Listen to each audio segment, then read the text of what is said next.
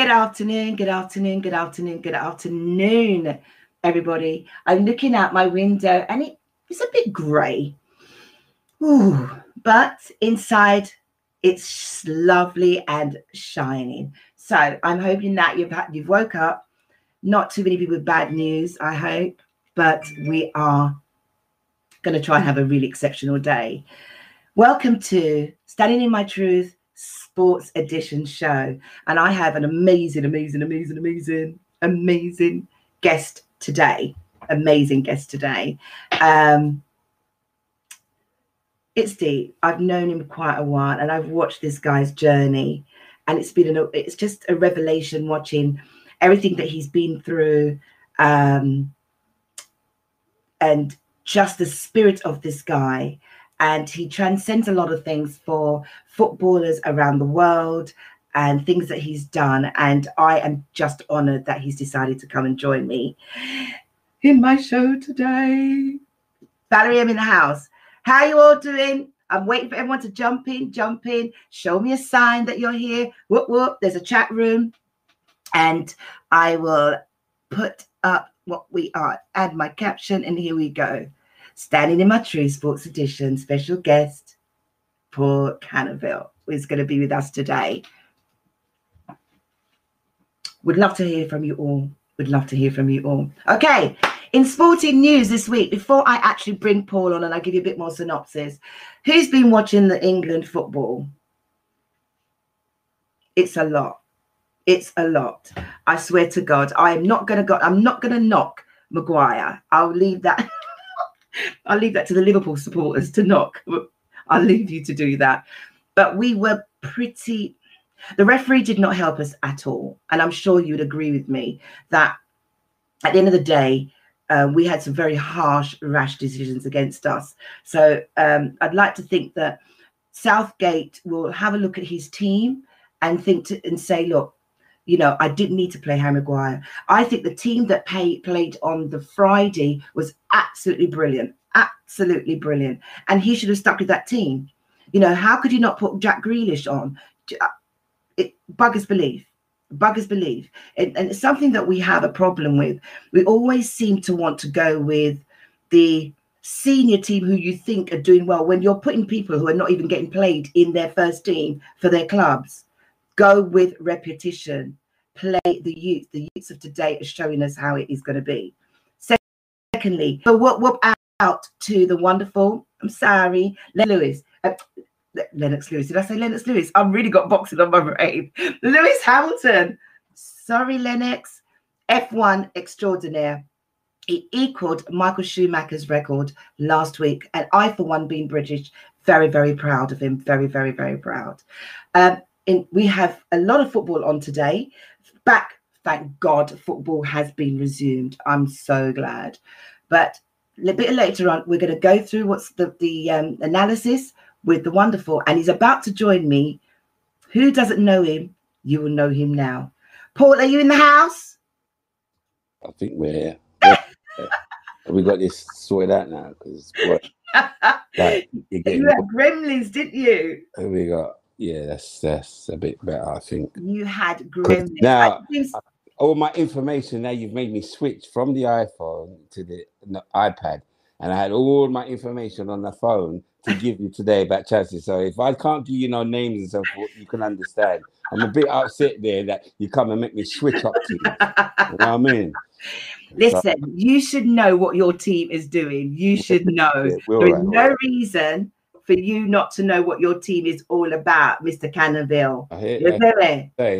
But you see, when we buy some foreign players, and no disrespect, they got some funny names. It's pretty time to pronounce those names at this moment. Yeah, give me some time. Yeah, so if I say Germany, you know it's two players from Germany. Yeah, that's something I deal with right now. All right. At least you're honest and you're standing in your truth. Yeah. Everybody, my guest today is Paul Canoville, and we're not even going to jump straight in. Listen, the other day when I saw you, so we don't have to go straight from the beginning of who you are and what you ever. I just want to let everybody know that you've got a wicked musical taste. And later on, I'm going to get you to give me a little playlist in between of, interviewing you, etc. Because folks, what you don't understand, Paul has so many strings to his bow that I lose track of him.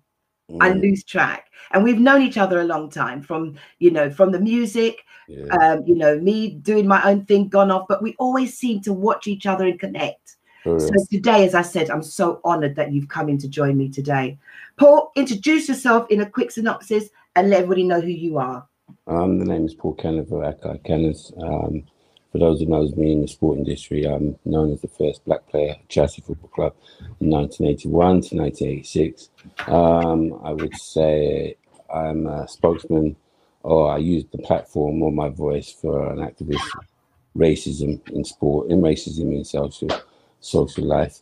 My foundation is the Paul Canoville Foundation, should I say, where we're able to help youngsters believe in their dreams and mentor as well as resilience. Stick a pin. I say this to everyone, that they all seem to want to go blah as soon as they come on. They want to go, oh, this is everything. But I want people to humanize you. I want them to feel you. I need them to understand that when you put things up and you're posting on Facebook and Twitter and everywhere else, it's not, oh, look at me. This is what's happening in the world today. And I just want to play my part. And that's why I'm glad that, that's what I would love to see everyone see, what I see. Hence why you're on Standing in the Truth today. So I'm going to go straight, I'm going to dig right in. Paul, what made, tell me a bit about your background, as in your father growing up, because I remember that you telling me when we had a discussion, age of 5, you were destined to play football. How did you know that?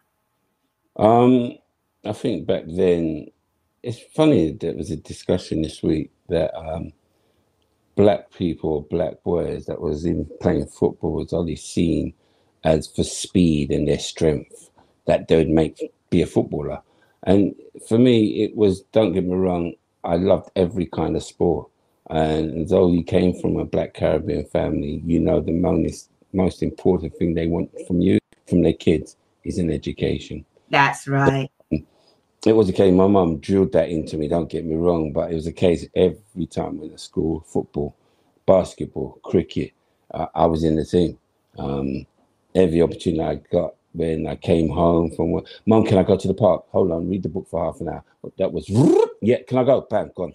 And sort out skills individually. Don't get me wrong, I was self-taught. So it wasn't that I was going to an academy and so forth. I was just natural talent.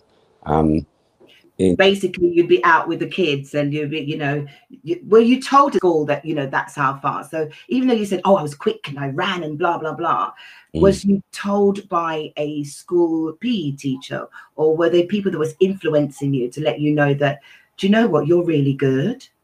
No, you know what, put it like this, to be honest, at school, when it came to dinner time, I remember the secretary, when it came to dinner time, Paul wasn't out in the yard. Paul was in the gym. Really? I had the 2 PE teachers, Kenneth, come in the gym. And that was it, individually, going over set pieces, going anything. I was in the gym, obviously trying to keep out of trouble, what it was back then. But most of the time I was in the gym. I had the 2, Mr. Uphill and Mr. Avery, if I remember them. And 2 teachers that were really supportive to me and pushed me along, that even I could have played cricket. This is for Middlesex. And so I got right through to the last finals. And to play cricket? For the Middlesex cricket, the trial. Oh, really? And you'll understand, don't get me wrong, at the same time I was playing football, so I'm at school. Now, young black boy that hasn't got the whites, because your mum can't afford the whites. I've got the black school trousers still, the white shirt, school shirt, and I'm still that. And so Saturday was the last day, and I know I was that confident. I thought, yeah, I'll get this into this. So it was a case of getting up, waking up, filling my bags, make sure, Mum, yeah, I've got to go cricket trials, yeah, see you later. She said, hold on. And I taken off my mind, hold on. You got chores to do. I said, no, Mum, I've got to make decisions. No. You knew I was going to get bare jokes with you today. No. But your mum goes in, makes you do the dishes. At this time, it's a rush. So I'm looking at the time, watching the dishes. I'm watching dishes, thinking, yeah, I've got the time. Boom. Mum done it. Hold on. You know that one, innit? She wants to check the dishes now. Check it now. Are you done? She's checking the dishes and she sees the dirt. Oh, that one ain't washed. Not that. She took every dish again. And you know, they wipe it, don't I they? had to re-wash them. By that time, my teacher then was already gone. By the time I got down to the roundabout, they were gone. So that was the past. Maybe I don't know, because obviously I could have been cricket then and would have done football. So maybe it was the option. So really, it sounds like your mum made a. They always say things happen for a reason, and it sounds like that in your mum's quirk way to make sure that you do things right at home and you're not getting away without doing your housework. Yeah, it worked out in your favor. You end up, going to play to be a footballer. Well, but I'm going to bring you back to your mother, because you mentioned to me, how hard was it to your mother was a single parent, and you said you had a brush with the law. Tell me a bit more about that, if you don't mind divulging it to everybody. No, it was a difficult time because my dad left when I was 1 and 2. So mum's bringing up 2 kids on her own. And you got to understand, back then, and anybody probably know the story if they haven't heard from their parents. When your mum's come over from the Windrush, she was 16. She wanted to be a nurse, obviously. She met up with my dad and she got pregnant at an early age. Now, obviously, her dreams have backstopped because she wanted to be a nurse. She couldn't qualify to be a nurse until she's 18, but now she's got 2 kids to bring up. So she's got to find money for food, rent, schoolwork and all that. So with me, it was a case of needing a mentor, needing a male figure, and didn't have one. So obviously I got with boys that were older than me, and I was more like, they say, the lamb, because I just followed. Anywhere they went, I just followed. And it always... As you do.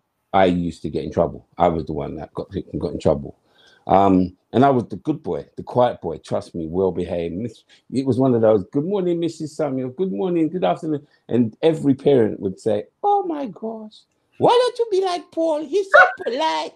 You know what I mean? I swear it was so polite. But ladies out there would have said, he impolite, he innocent. Anyway. But do they really know you even though you're that quiet? That's the one. So, yeah. But yeah, mum tried her best, and I can't fault her, don't get me wrong, I gave her hell. But I think what it was for my mum, and I put this in my autobiography, Black and Blue, because it's not a book of just football. We'll come back to that. It's a book of just, of growing up. And with mum, she came from a very disciplined Caribbean family. Yeah, about 9 of them, brothers and sisters. So the father, I met the granddad before he passed away, God bless his soul, and grandma, he was so strict. Oh, really? Wow. How so? They were strict. I mean, the kids, come on, mum, if you understand how Caribbean kids, what they were doing before what we was doing here in England, you'd think, oh my gosh, yeah? So it was like, I rebelled a bit when I wanted, and this is where you didn't understand as a kid, because when you want, and you don't understand that your mum can't get it because she can't afford it. Not that she don't want to get it for you, she can't afford it, but you as a kid can't see that. Right. You don't accept that. So there you start, Change though in that way, to be fair. It's a case because you've seen your friend with it and you feel, so you're envy of that, you know what I mean, and so forth. And that's the rebellion side that comes out in us kids, you know what I mean, as well, as such. And I wasn't, as I said, a bad kid. It was just that I kept following not different company. How did you then break out of that? So what was the defining moment where you started football and then moving away from your group of friends and being taken into an academy? How did that come about? Well, because I got myself in trouble, don't get me wrong. It was always the case, and I got to say this because the boys were looking after me. And they did. And when I say that, you'll think, well, how did that happen? Many a times I wanted to follow them to get up to no mischief. And many a time they said, nah, Paul, you ain't coming with us. What? No, you ain't coming with us. You're talent, you got football, and you're good at it. I don't want you to get in trouble. And they did that every time. I was like, come on, man. And trust me, I understood it later, the other thing. But I did this one incident that we went out as a kid, me and this young boy. I said it as it was. I was 15, 14 years old. Went to do a burglary, a shop. I had electrical goods. Went in there, broke the glass, had to run, alarm, had to run. Had to hide in the bush, no word of life, from 2 o'clock in the morning to about 5, 6 o'clock. 6 o'clock, thinking it's all right to get up, start walking in with people, start going to work. But no, police spotted us. Bam, run, chase, got caught. My first ever conviction, first. And the judge weren't having it. He put me down to Borstal. Now, that was the wake-up call. For me, in a Borstal, locked up, 15 years old, no. I've never been anywhere locked. It was a case of you can get up in the morning when you're at home to go to the newsagent, get a paper. No, this was not existing anymore. You had to. So this is the realization now, and I thought, no, I don't want to be in this place. And I was writing letters to my old manager, get me out of there, please get me out of there. But what happened? Your old manager from where? Yeah, he was at Hillingham Borough. Skipped a bit of that story. From where? He was at Hillingham Borough, a young manager that was running the youth team. But you got to understand, okay. You'll understand the flow. See, this is what I'm saying. I want to know how. Before, do you know what I mean? You're playing football for Hillingham. Okay. Well, I'm not playing there for yet. See, when I was there in Boston now, I joined the team that was there. We used to play every Sunday. Okay. So when I was playing, we played these teams that used to come into the Borstal and play us every Sunday. Now, this particular game, first game, I joined, and we won, 10-0, apparently. We won 10-0, and I scored all 9 of the goals. It was like that. So one of the screws, we call them the screws, superintendent, he said, look, man, you're good. You're really good. You're very talented. Why don't you go and play for Chelsea? And I'm thinking, Chelsea? I didn't know no history. Oh, please. That was how it was left. Anyway, behaved, came out after the 4.5 months, and I talked to him. We always have a second mother. I don't know if that's the case. You know what I mean? When our family black, we have a second mother. There's your mum, bonified your blood, and there's your second mother. Is that like a football? Is that a football mother? No, she's an inspiration. She's an auntie that came over together, and she'd give me advice and tell me, Paul, it's now to buck up. What are you going to do now? You might as well take your football serious. She's right.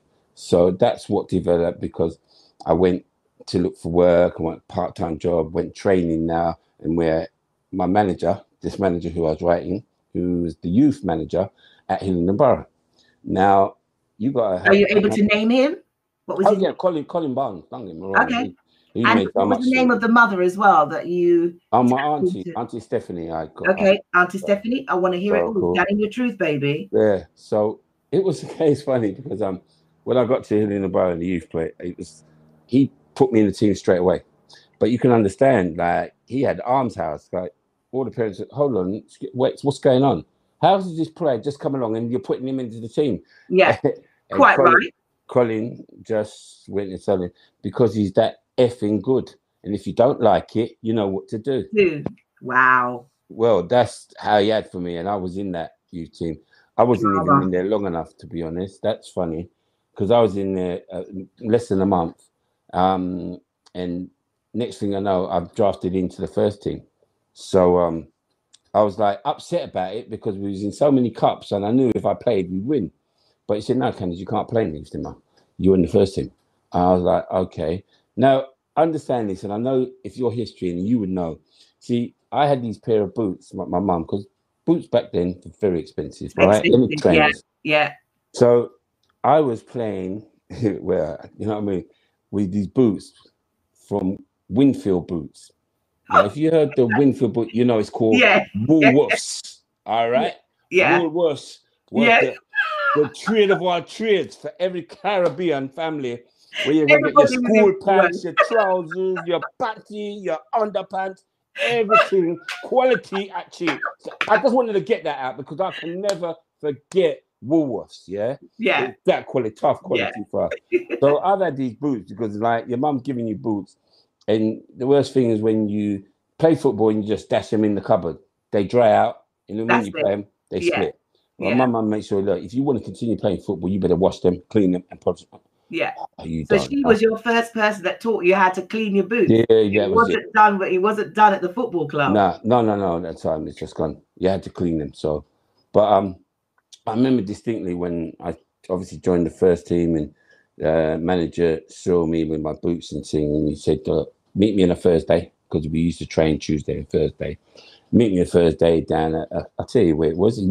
Steve Perriman. Do you remember it? Oh, right. Yeah. He had sports shops. Yeah. Oh, right. That's 60 Perriman sports shop. Right. So I had to meet down, I'm sure it's down Perivale, something like that. Yeah. Was right.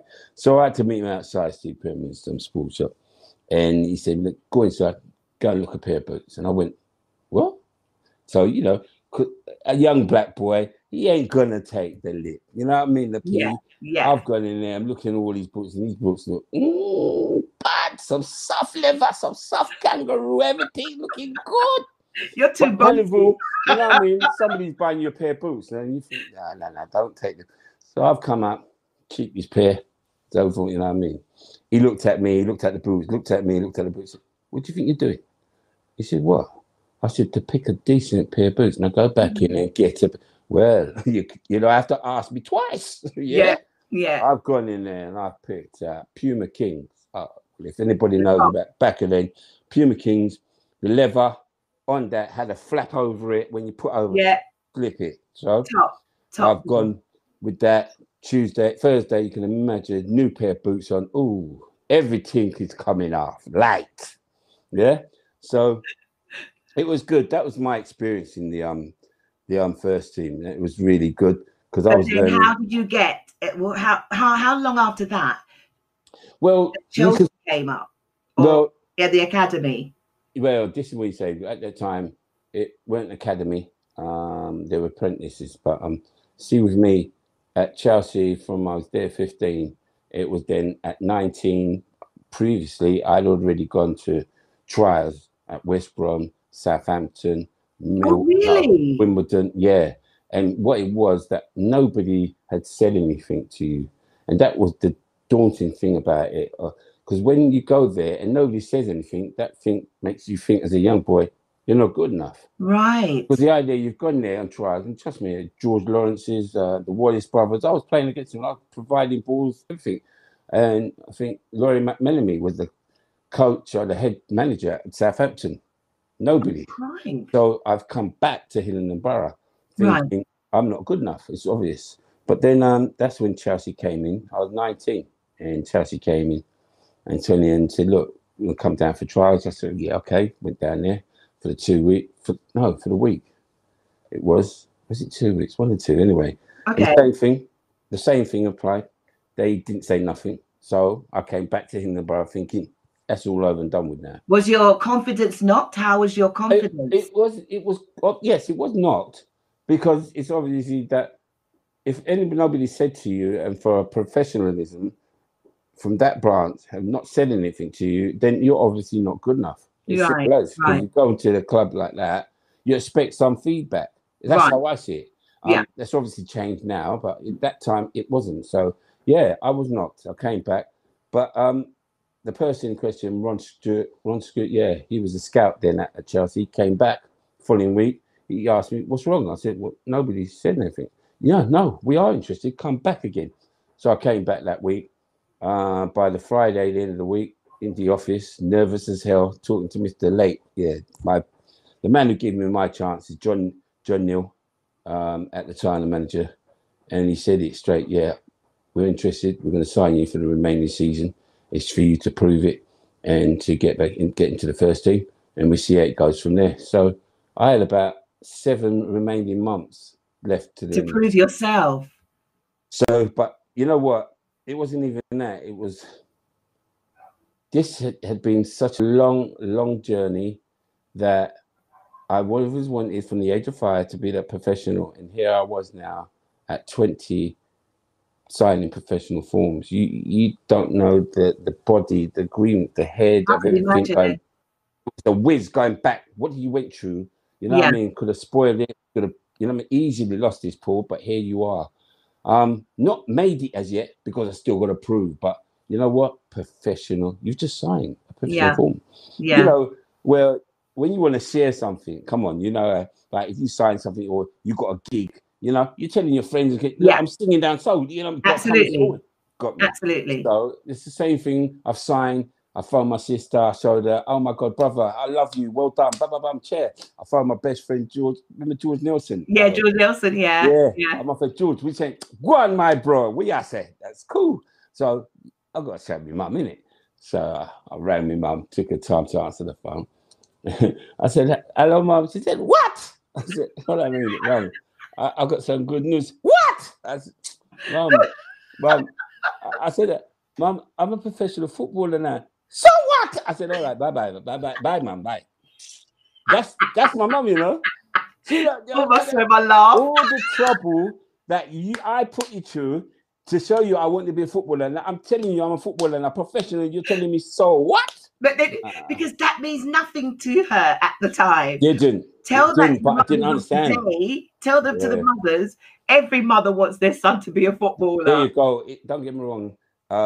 And that's a discussion I have with the kids and the mothers now, to give your sons or kids every support you can, through their lives, through their journey. And that's what probably I lacked. I didn't get that from my mum, but don't get me wrong, that's her. She understood now, and that's something we share, you know what I mean? But that's beautiful. So you're 20 years old now, and you're at Chelsea.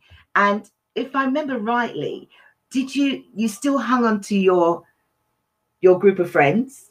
Yes. And you still went out? And you still and then how did the music and the whole football entwine? To be honest, because actually no, stick a pin in that, because I want to hear some music. Stick a pin. The first thing I want to know is, when was your proper full first team debut? So we've done that. We are at Chelsea now. First debut. Do you remember the date? God, 80. Oh Lord. Paul, come on, brother, please. 83. Against Crystal Palace, Sellers Park. Oh my Lord. I was going to throw that in the trivia quiz, but you actually answered it for me. Yeah. The debut, Crystal Palace. Wow. Boy. But don't understand this, right? I've gone through 4 months of playing in the reserves, and 4 months of playing at grounds I've never ever thought I'd play. Even at Tottenham, you can imagine, I'm youngster busting at White Hart Lane, busting at. I'm like, quality of the grass is just. But you weren't a Chelsea supporter, were you? No, I wasn't. Don't even bother with that. You see how you're too funny? Such a man, right? Yeah. You were a Chelsea supporter. Who was your supporter? It's like you don't play for Chelsea anymore, so you can say it. Yeah, I know, but it don't matter. I support them still, but it was Chelsea's arch enemies, and it was Leeds United. The Leeds, I was going to say. Quality.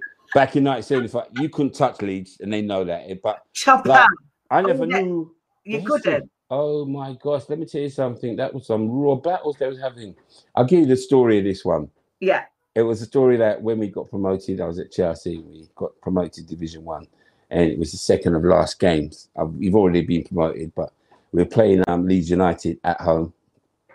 And I remember now, I was sub again, and it was like, first half, we're winning 4-0. Oh my God, what is it? Yeah, 4-0. Anyway, I've covered second half. He's changed it up again. Manager said, "Can go and get warm up going on?" I says, "Yeah." So I'm ready. I'll go on. And then he said, "Canners, whatever you do, don't score, because the fans, trust me, it's last game of the season. Every time we scored, they kept coming on the pitch. We had to get them off before we can resume the game. You know what I mean?" So it's like that. But anyway, I've gone on and I've gone on to the right. And yes, I'll tell you what, I've gone over the right. I've done a step over, but I've done a step over to my idol, a player that I watched playing. Oh my God. Eddie Gray. Oh. Winger. So, I didn't say, I couldn't believe it. I saw Eddie Gray because there was two brothers. But when I went past Eddie Gray, I went in his ears and I said, "Sorry, Eddie." And I went past and I shoot and I scored. And it was like, you don't know about. Can you imagine a youngster seeing this player, and now I'm at 20 and he's still playing, and I was like, wow, you don't know. Yeah. I was like, whoa. Yeah. Yeah, don't get me Yeah. wrong, because that was the team for me at the time. And Yeah. from that day is when I changed legions and yes, started supporting Chelsea. I played for you, so why not? Yeah. And Never the thing forget it. is, I'm sure even though you don't support Leeds United to this day, but I guess you still look out for their results and what they do. So you must be really happy that they're back in the Premiership. Well, after to be such a weak honest, spell. not so much because it's the affection I had was just supporting them. It's different when you play for a club. Now, for instance, I play for Chelsea and I also play for Reading. So I look at the I remember you going result. to Reading at the back end. Yeah, that's it. Yeah. So that's the two results I look at: Reading and Chelsea at this present time. So, but it's good to see Leeds United back in. Don't get me wrong, as such. But as long as they don't beat Chelsea, simple as.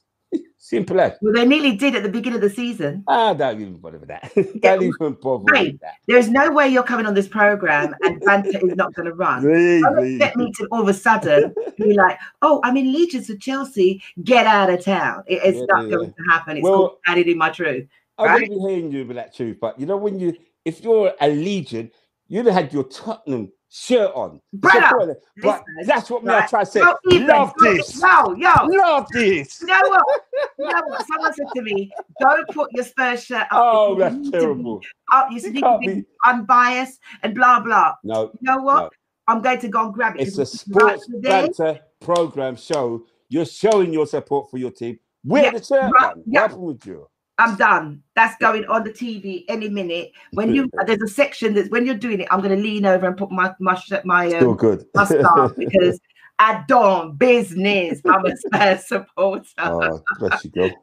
Right, we're going to go back on track. Listen, when you started playing, and it's Black History Month, so we might as well just dive straight in here.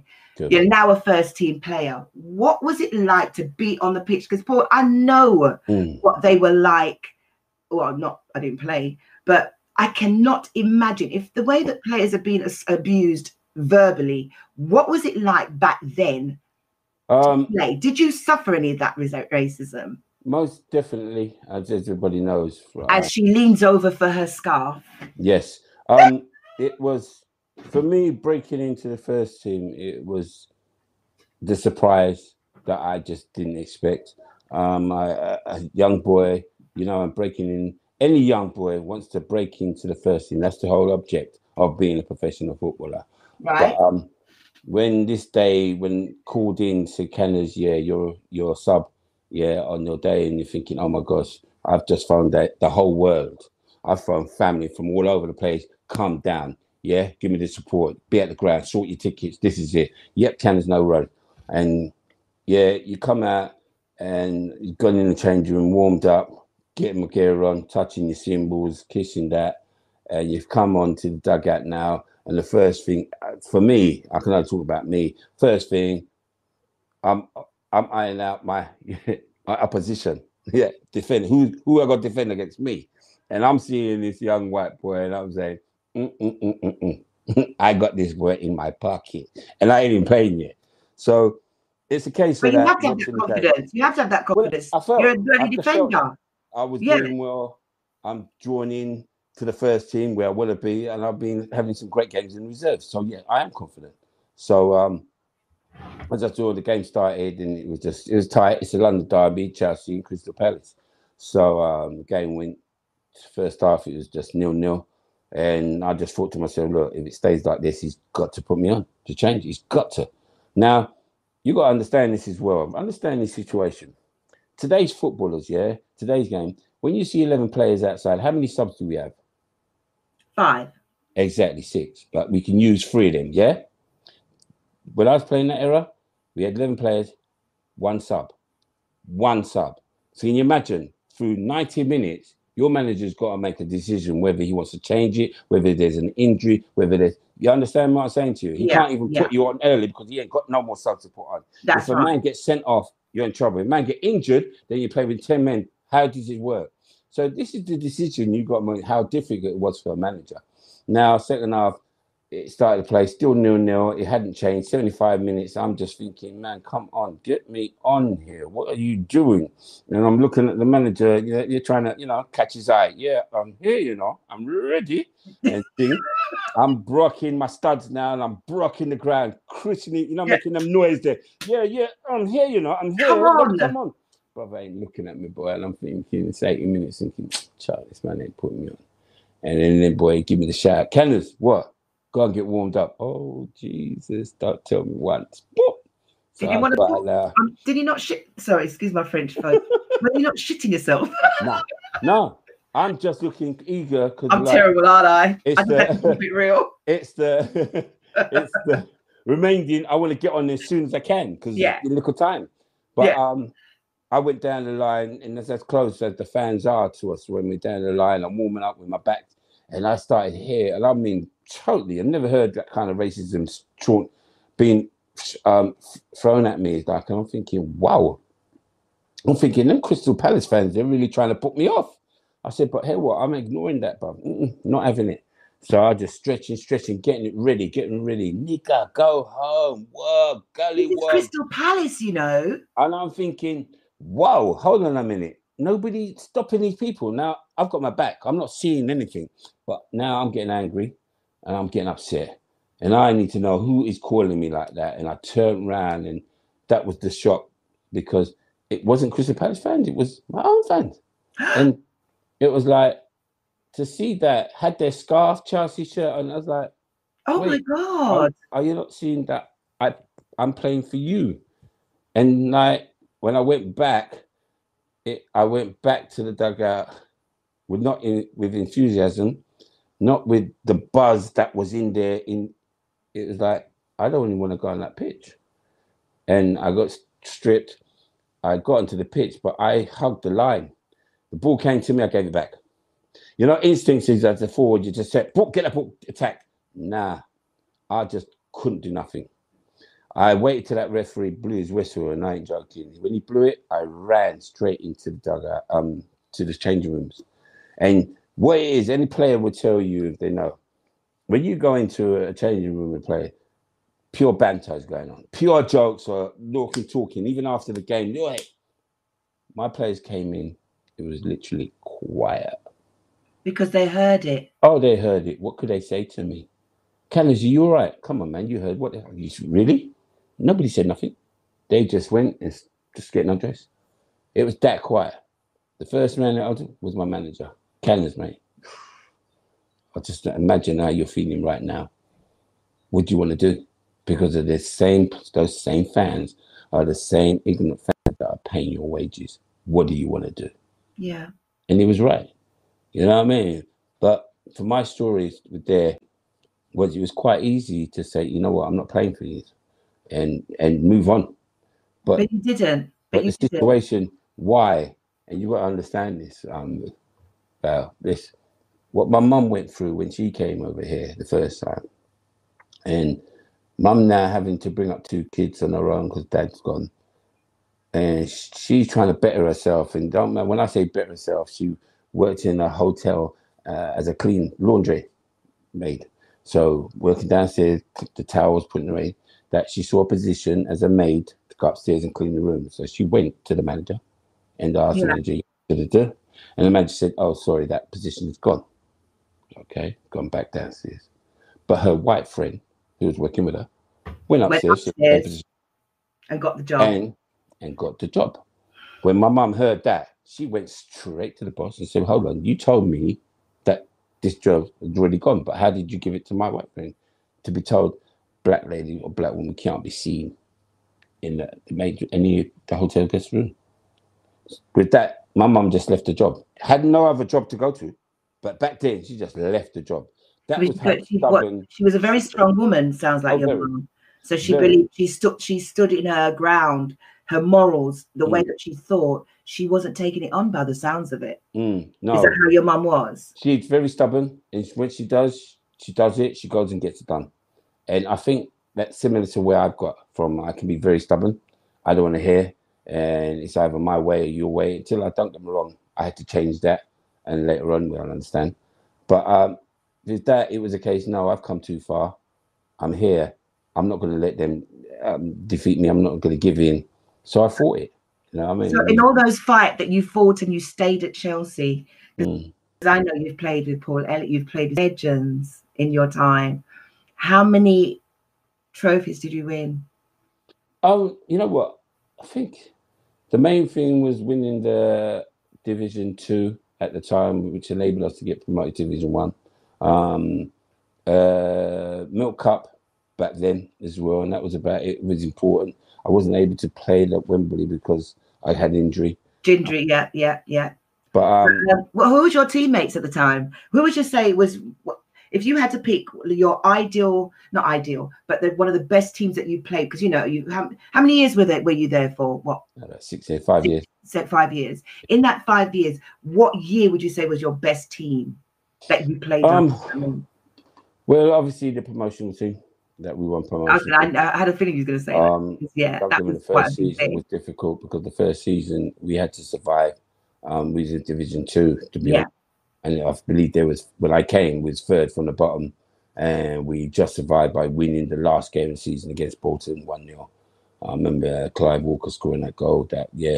Trust me, if we went down, I think the club would have folded up. Apparently, that's how it was. Wow. But the players next season, the guys, John Neal, they brought some players, influx of players like the Pat Niven, that's a influential. Very good. Pat Nevin, you know what a name. Do you remember? Joey Jones, Mickey Thomas, John McLaughlin, all these players that came in, Eddie, and we just gelled.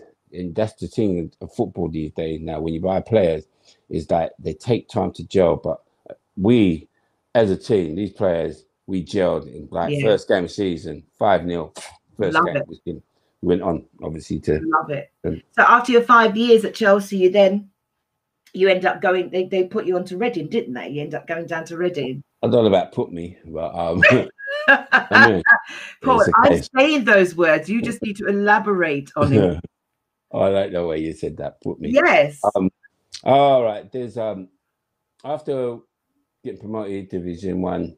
It's funny that Division 1 because I now then recently moved down to Hackney. I remember that time meeting lads like to George Nelson. This is where I'm coming to the music now. Yeah.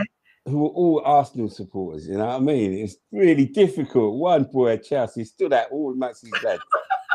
So I remember it distinctly because I remember we got promoted that first to Division 1 in the very first game. Who were we playing? Arsenal. Highbury. Oh, well, you don't know. I need to be involved because I need to prove to these boys, we're a team. So they just gave me some stick. Kenners, Chelsea, rubbish, shit. Look. Okay. So anyway, it was funny because I remember when we're training, right? And I remember that week there, training now just to be involved to get picked, for this game. And I remember, Thursday it was before the Saturday, and it was Thursday. It was raining really gently, so the grass was just lovely, cushion, ball was just slippery, ideal for strikers. Perfect conditions.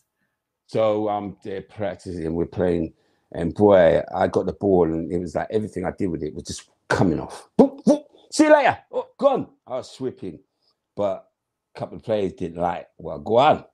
A little defender of ours didn't like, and he's like, nah. And I saw this tackle that was really high, and if I didn't jump it, my knee would have been gone. Yeah. So I had to look at this and say, but wait, what teammates? What's going on? Until my manager, my captain, Mickey Joy at the time, big Mickey Joy, he just said, Kenneth, watch yourself, son. They don't like anybody taking the piss, and by means, they will break your legs. I went, so this is your own team player? Yeah. Your own team? He will. Seriously injured. I was like, what? So this is what I'm saying to you. It was a bit, different. Actually, which brings me to, did you not see in the news the other day with the Liverpool player who said that what is his name? It will come back to me. A Liverpool player said that he tried to injure one of his own player in training so that he could get into the first team. How could you actually come out and say that?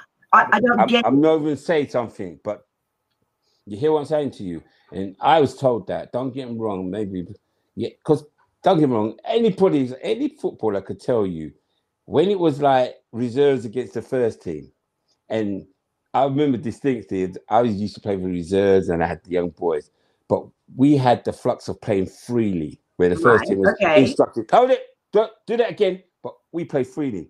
But in other words, we started to take the P because, talk a bit over the top, you know what I mean? Yeah, Jonah, hold the ball, son. Oh, wicked, Jonah. Great skill, son. Winding it up, you know what I mean? Yeah. And we're winding it up. And, man, don't like that. So you saw these tackles now coming in.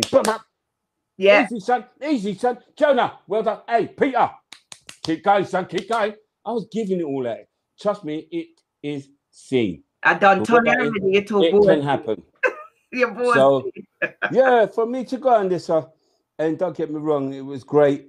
And I was picked for the first 11 at Highbury, the old Highbury, going down there. You can imagine I'm at Hackney and I'm living in there. And I've asked my manager, and I said, manager, is it all right if I can make my way straight to the ground? He said, Paul, go on, because I'm down Homington. I was living there. You can imagine, right? It was the hottest day ever, right? I've got a cut by Myers. Everybody know Myers at Clapton.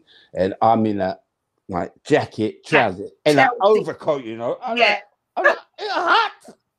But I'm looking sleep when I've gone down. And obviously, when you go at Highbury's changing room, right, and they had the underheating. That's right. It was unbelievable. I've never, ever gone to a club where they had the underheating. And I was like, I took out my shoe, took out my sock and said, hold on, something's wrong. The floor's hot. Is there something going on? I start jump up on the thing. He said, no, something. He said, Paul, that's underheating, son. I was, all right. You know what I mean? But everything was so new to you, wasn't it? It's like, wait, proper new. Because Chelsea didn't have that luxury, you see. No, we didn't have. We just had a great club, you know. We didn't have that. I don't like Arsenal, I'm afraid. But that was a game that went down so well. It drawed 1-1. I had a blinder. I remember playing against Viv Anderson, the first Black England player, and he was right back. Had a great game against him, and it's unbelievable. The boys totally respected me and my team after that, and that was a great feeling for me. Trust me. Yeah. So I think for me, so you had a few. So who else was? I mean, I'm not going to try and pick out all the players that was there, but you said Viv Anderson. Was Paul Elliott in your team by that time? No, Paul Elliott had, I think, then gone to Scotland at that time. Oh wow! He was playing for Celtic, I think. And he eventually did come back to Chelsea. I think that's where he got. I remember you two partnered up. Yeah, no, he came back. He is my patron for my foundation. That's that's what I said. We're going to come back. You know we're going to get a little break in, and there's a bit of music that I'm going to divulge from all of this now. Paul's got as far as where he's now the first Black player to play at Chelsea. He's taken on all the crap that has to, and he's played against. I'm sure he's played against Arsenal a few times, but it's going to bring me to you're now living in Hackney. And so you've met up with a whole different generation of guys. How did you mix your football with the whole Sabrina, the whole music? Music came from when I was at Southall when I was born, and back then. I didn't know that.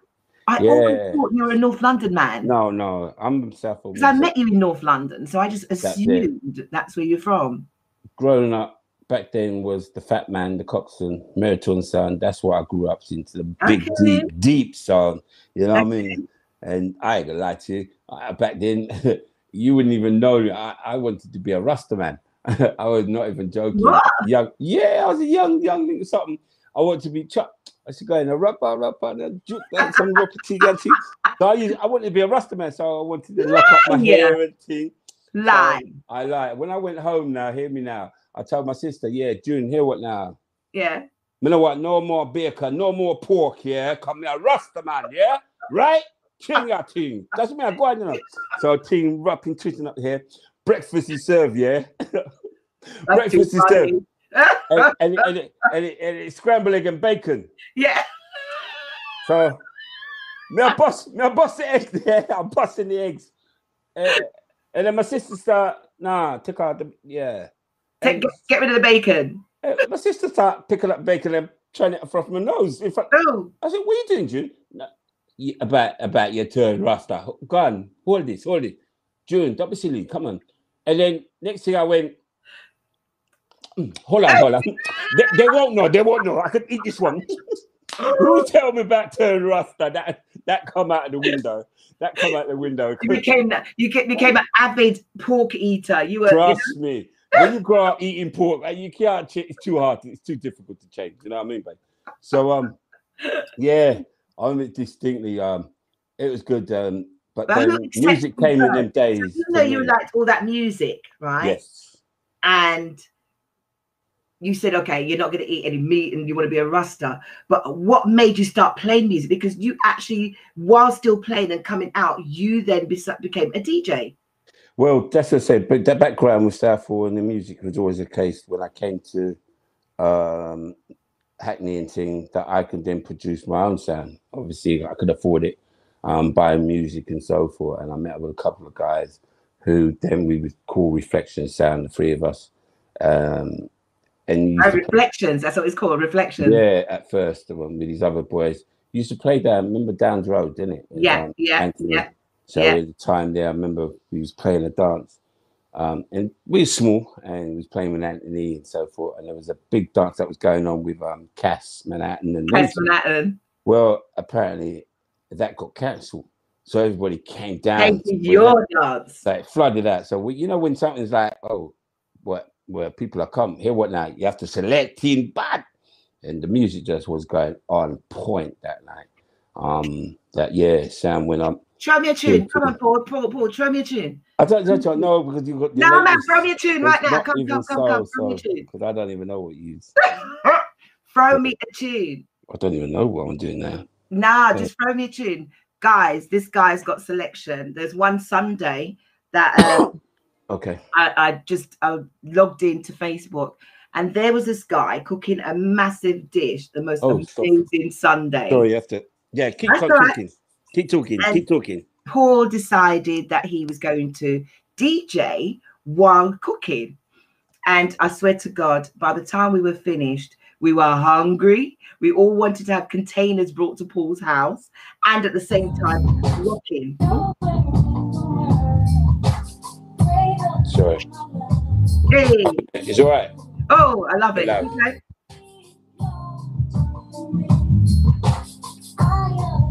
So, music only came about where I must have said I started where that's when I met Bernard. And Bernard was oh my God, Bernard. Yeah, Bionic Bernard. Right. Then we linked up with Viber, he had his little sound too. But then it became the three of us. Turn the music down just a little, just a little bit. Yes, I don't hear everything. Just a little bit. Yeah, I want you to there. Yeah, that's it. You sure? All right. So with me, Bernard, and Viber, we went out and played that party, and the party just went down so well. Oh my God, Viber as well. Yeah. Okay. Viber and GQ, right? So I think from there we had to find a name, and like I did, I used to buy the magazine GQ Quarterly for Men. That I said, you know what? That's the name. There was an album that was called GQ as well. That's right, yeah. We thought that's the name we're going to call ourselves, GQ. So it was like we was representing East London, and when you got the sounds of Latest Edition, Touch Up Class, and all that Pit Mystery, and we formed big. And back then it was like. Further saying you didn't want to play in South London, but you had to because the best of the best. Yeah. If we can entertain, we can entertain anybody. Anywhere. So it was like it grew and it grew. For me, it was. I love music because it relaxed me. If there was a tension, music helped me. If I was down, music helped me. If I was up, music helped me. Right. So in the week, Monday to Friday, I trained. Whether you had a game in the week, cool. But by Monday to Saturday, and I played, by Saturday evening, there was a party and we played out. That's what I was asking. How did you manage to combine the two? That's how it works. Down just a little bit more, because I want to hear a bit more about that. That's how it works. I'm going to get you to play it out a bit later on. So, that's all right. Yeah. So Saturday, you get off your pitch after you just. That's it, because I already knew 3 lumps out of people on the pitch, and then decided to go and literally Whether the result, don't get me wrong, if we won, even better. If we lost, it's how we lost. So I knew it was playing out. It was a case to get some rest, prepare to music, watching her, suited, because that's how we wanted to be as well. We dressed. You go out, you're supposed to dress, not the attire. So that's how we was. DQ, I was searching for some photos. I was trying to find it, Paul, but I couldn't find no swaggerlicious photos of you back. I was like, oh my God, I need some research. But there was photos, but I didn't want to compromise other people. You know, the worst thing was to show other people in a party and say, oh my God, I was at the dance. So it's a shame, but you guys used to be on point. That was how it was. With the whole swag. I think, right. I mean, if anybody, it was because it was the case for me. Football, I had to put that shirt and tie on anyway. So it was a case of coming home and just more or less, make sure that was your jacket, pants, shirt was ironed, ready for later. If any boy back in the day, they did that procedure. I remember though. I remember. I don't know if you actually remember this. And Roe Castle was alive then. Put the music down because it's echoing back. So this. All right. And David Roe Castle was alive then, and you had this party. This party was a party of parties. I don't know if you remember it, but there was a lot of Arsenal players there. Good. And there was a lot of Arsenal players there. I'm going to be careful how much I can divulge about this. But you had a party, and I had just come back into the manor, and this party was wicked. You had Roe Castle, enough of the East London man, a lot of the Chelsea players. Actually, Tony Adams passed through. I don't know if you remember this. No. You had people like Merson was there, and I was just literally sitting by your must be your bedroom door, and I remember just looking down and just doing this because you had all these people coming into this party, and this party was actually in Edmonton. Yeah, that's weird because I've got to say the truth here. Let me take this. Do you remember that? I don't know if you now remember. Let me tell you something. I had a little party because I love the party. Don't get me wrong. And I must have not too long got the house there in Edmonton. It just seemed that people were coming off the airplane and straight to my yard. They were. I remember it. It's so like weird because I'm at the door and it's like, how can I help you? Paul invite me, and I was like, when did he invite you? It was a roadblock. And then Paul telling me, but I'm Paul and I don't remember you, my friend. And don't get me wrong. Pardon me. I didn't turn them away, but what it was, I said, look, I'm not going to lie to you. Come back in half an hour. You can probably come in, but right now it's just jam packed. That was my first experience. I cast man out of playing out.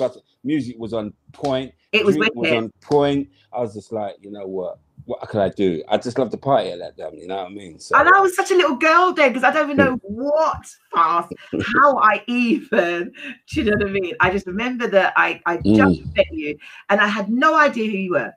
Well, but I didn't know. And I remember you just saying, I'm having a party. Why don't you, because I'm new to the manor. And you were like, I'm having a party. Please come along. And all I remember thinking, what? I remember just standing there, not knowing hardly anybody, and just watching all these different football and celebrities walking in and out of your house. And I think one of the last memories for me was you had this wicker chair. Do you remember? Oh, don't play with that chair. That swing that chair was the chair of chairs, man, I tell you. I'll never say about that chair. I always say it was a great chair. And I kept thinking, no disrespect, when I grow up, I want a chair like that. And I always kept thinking, it's so out of my league. How can I have a chair like this? You really remind me that chair. Wow. That chair, it was amazing. It was a beautiful, it was a hanging one. And I never ever saw that chair again until I went to Ibiza. Serious? Yeah, I went to Ibiza. Was it last year? The year before, we was at Ushuaia. We was in Ushuaia in Ibiza, and in this hotel, as you walk through, Ushuaia Beach Hotel. You had Ibiza Rock on one side, but in between, they had the bloody chair. Well, I dropped all my luggage. I just dropped everything. And 10, 15 years flooded back straight away. And I jumped into this wicker chair and I sat and I swung and I just swung. And everything just at that year of your party. And I had to say to you, thank you. It was like, people have memories that stick with them. That's one of my lasting memories, because you welcomed me into your fraternity, and I'd never got to see that much after that until years later. And this is how we've come back into each other's space. You know, they say things happen for a reason, I guess. Do you know what I'm saying?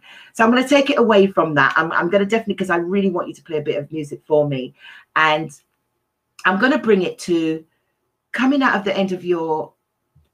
This part really, I find you the most resilient person. Did you discover you had cancer via playing football, or was it after? No, funny was that. It wasn't, because obviously coming out of football, I retired at an early age, 25, which was your peak. That was really young. And I probably was in denial. I didn't accept it, but it happened where it changed me as a player. I wasn't the same player. My power was my speed, and that was cut. You had such an injury, though. You had bad injuries, Paul. Yeah, I dislocated the knee, torn the cruciates, torn the ligaments, everything. It is one of the worst injuries in football, apparently. So it was like, when you're being told that in the hospital, that Mr. Canoville, that it's likely that you won't be able to play professional football again, you're not accepting that. Just look, you've got doctors and specialists. Come on, man, sew that up. Yeah, whatever. But he said, no, it won't be the same. You see. Do you think now, with the technology that we had, if that was then, you'd have been your playing career would have been extended? Most definitely. Okay. Because they do keyhole operations back then, right, as now. You know what I mean? If you see my leg, my scar comes right up from my thigh, right down. Oh, I've seen it. Yeah, yeah. So I think what was going through my mind at that time was what my mum was telling me about how serious my education, and that's what was going through my mind, because now the man's telling me, I don't believe you'll be able to continue playing professional football. So Paul's saying, well, what am I going to do if I can't play football? Because that's all I know. So that was sinking in my head, and I was like, no. So I went rehabilitation whole year, and I mean, I had to go for the whole year, try to stretch that leg, the muscles and so forth, build it up again. That I even tried playing, but it wasn't the same. Then the decision came from the club at the time, Reading Football Club. I said, look, Paul, we're not going to renew your contract. We can pay you up now if you want to retire and so forth, which I took that opportunity. And I said, yeah, simple that. That's a shame. So, yeah, it was that. I could say that, you know what, then I was telling myself that, yeah, I don't miss the game. When people was asking me, Paul, how you feeling now? You all right? Yeah. I said, yeah, of course, man. Football. I was in denial. I was. But I was still playing that high life, because I now had to find a job from 9 to 5. I've got mortgage, I've got bills. And I found this job. It was a delivery driver, Group 4. I thought, yeah, I'd do that.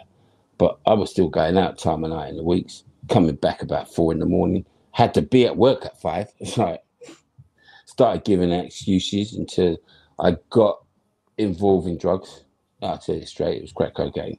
And started to get addicted to it. And it took control. It totally took control. Where at times I didn't even want to go work. I made excuses. I didn't want to be seen. That, you know what? I was depressed, and I didn't even realize it. My mental well-being. You were holding everything in. It was. There's a whole other thing. That's why I said in this story you're gonna hear that. Yeah. Yeah.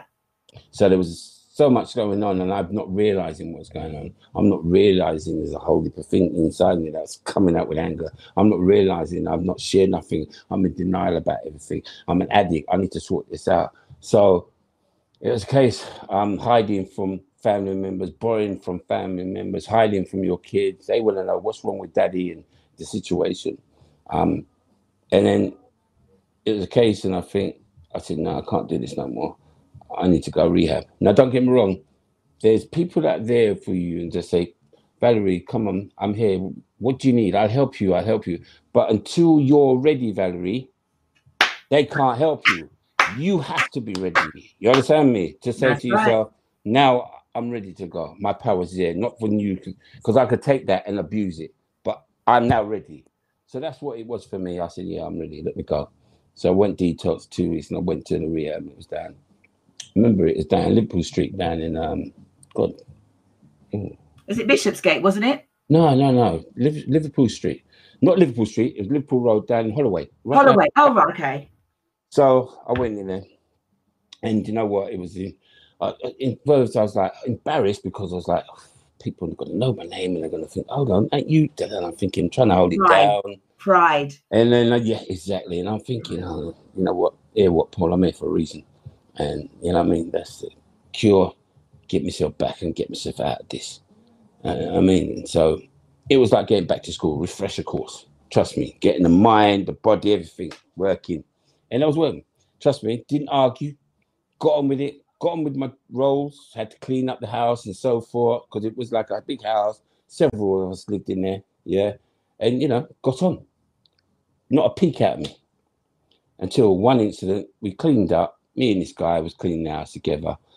Nobody cleaned up behind the fridge, and we never moved the fridge, but they started to make a noise about it. Well, Kenners ain't having it. And I roared out, shut up, you. And they went, ooh, staff members. And we thought there was nothing wrong with you. So, okay. What it is, in this project, when rehab, you have to see your counsellor.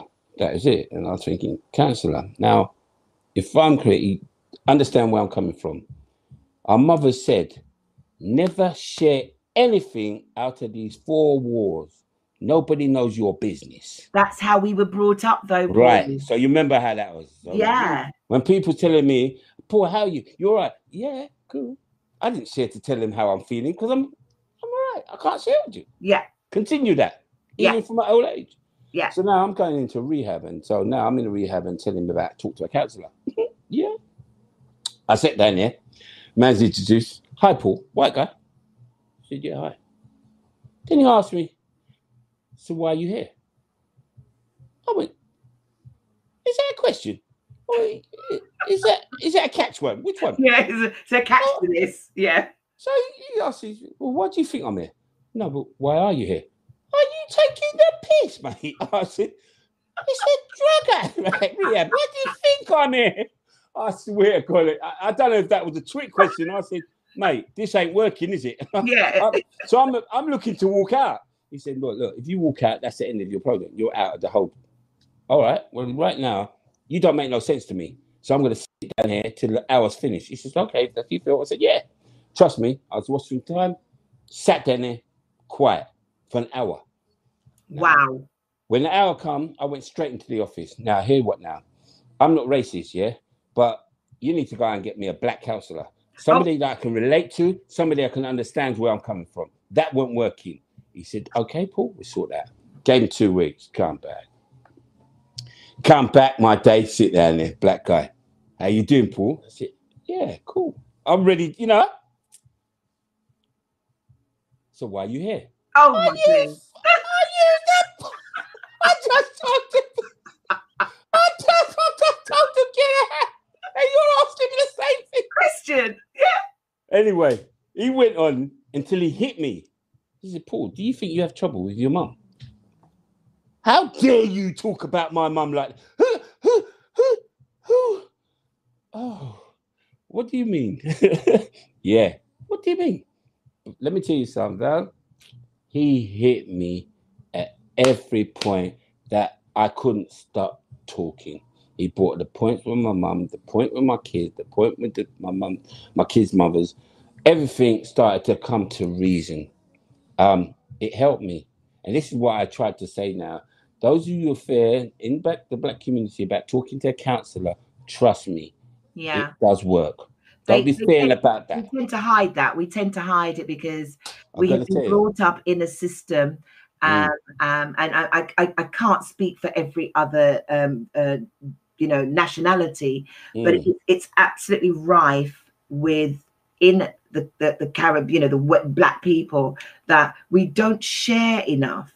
Well, and when you start sharing, it's like, oh, is that what you're like? And people then become judgmental. And it's really sad, to be fair, when all you're doing is you're sharing because there's no one else that you feel you can talk to. There you go. And so all of this builds up and it builds up and it builds up. And one thing happens, the stress and everything that sits inside your whole body, it manifests, you become unwell. But that's a whole different topic. We're going to come to that a bit later on. So you've gone to rehab, and things that you now have to address to move forward.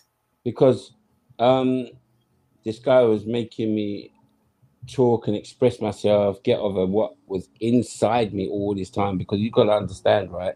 When I was talking, because I had all this anger, like you was talking to me and I was getting angry and I was talking over you. I didn't care what you said. What you saying was wrong. What I'm saying is right. You got to listen. And it wasn't right. I had to listen.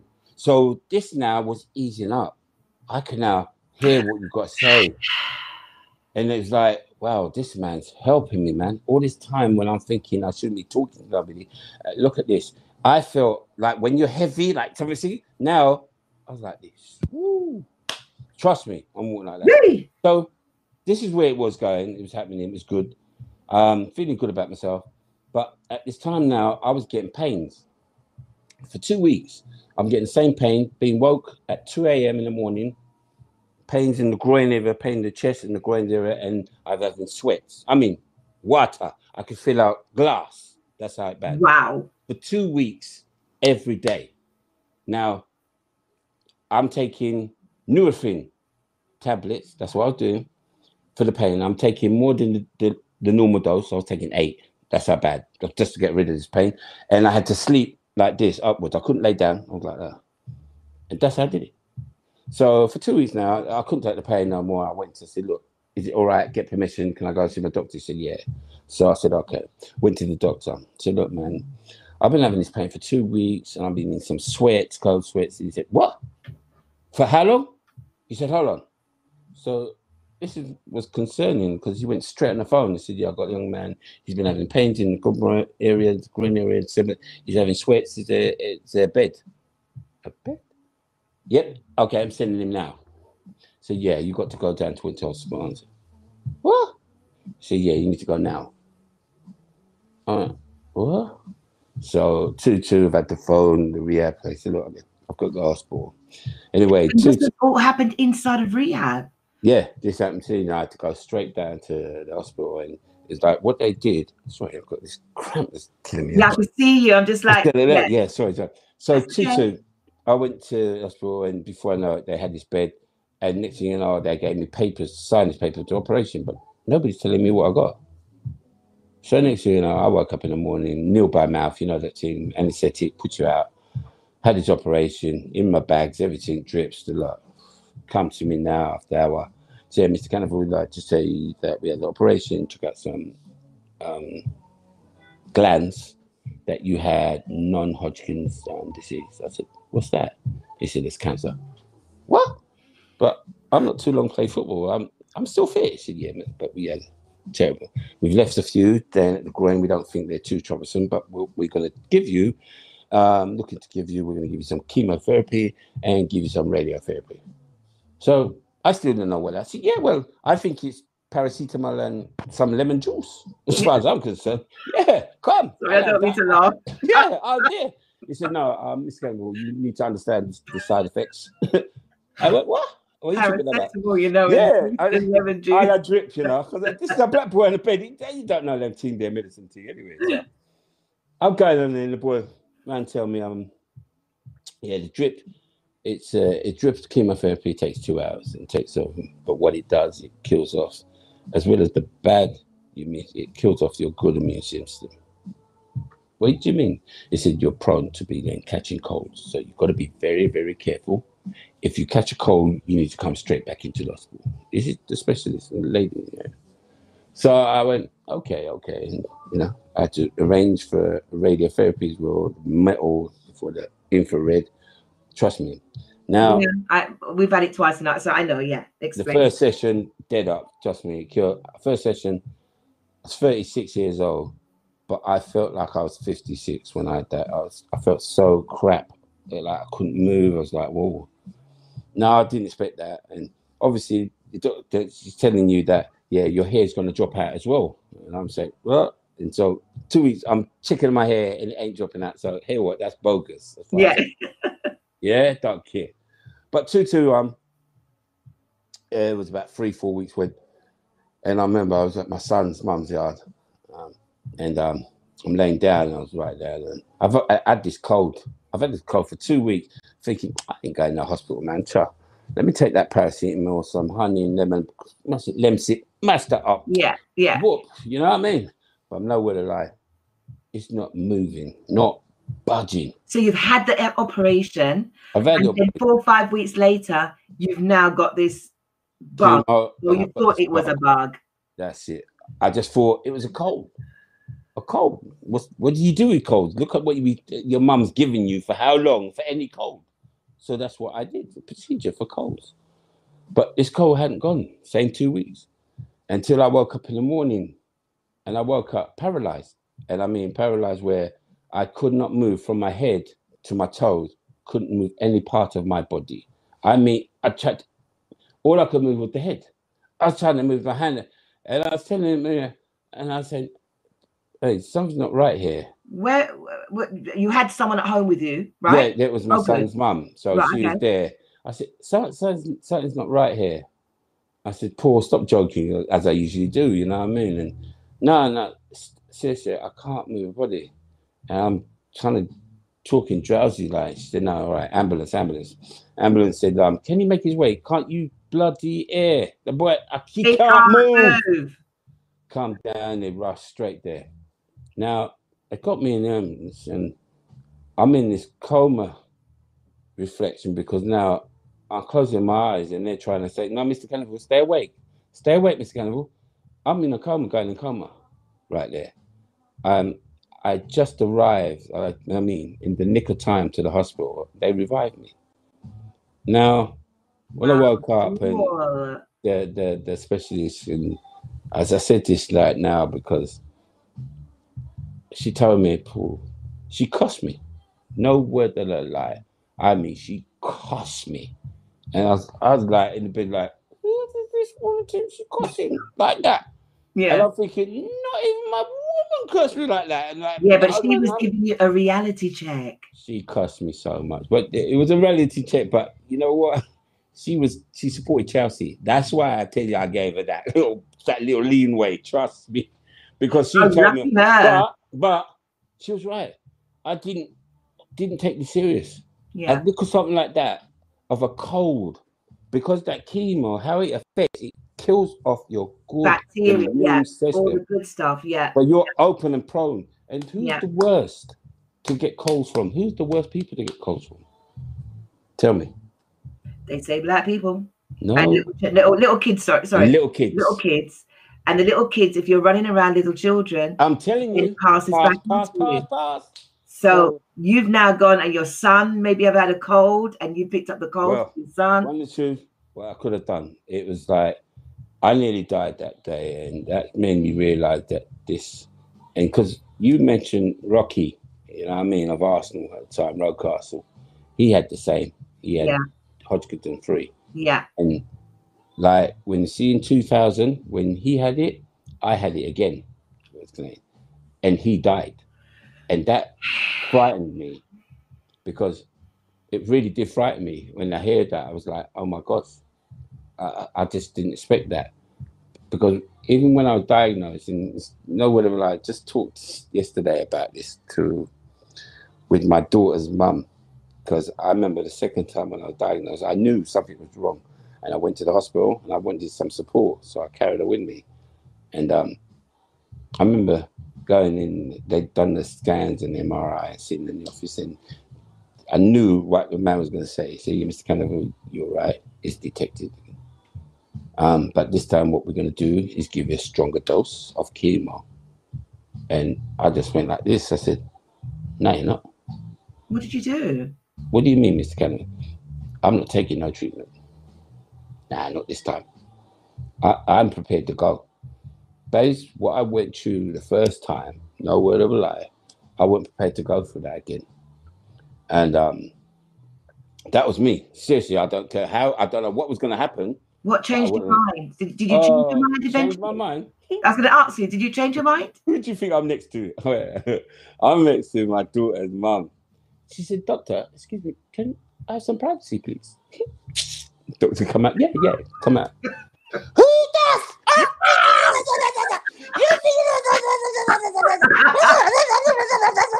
She went tell you hammer me.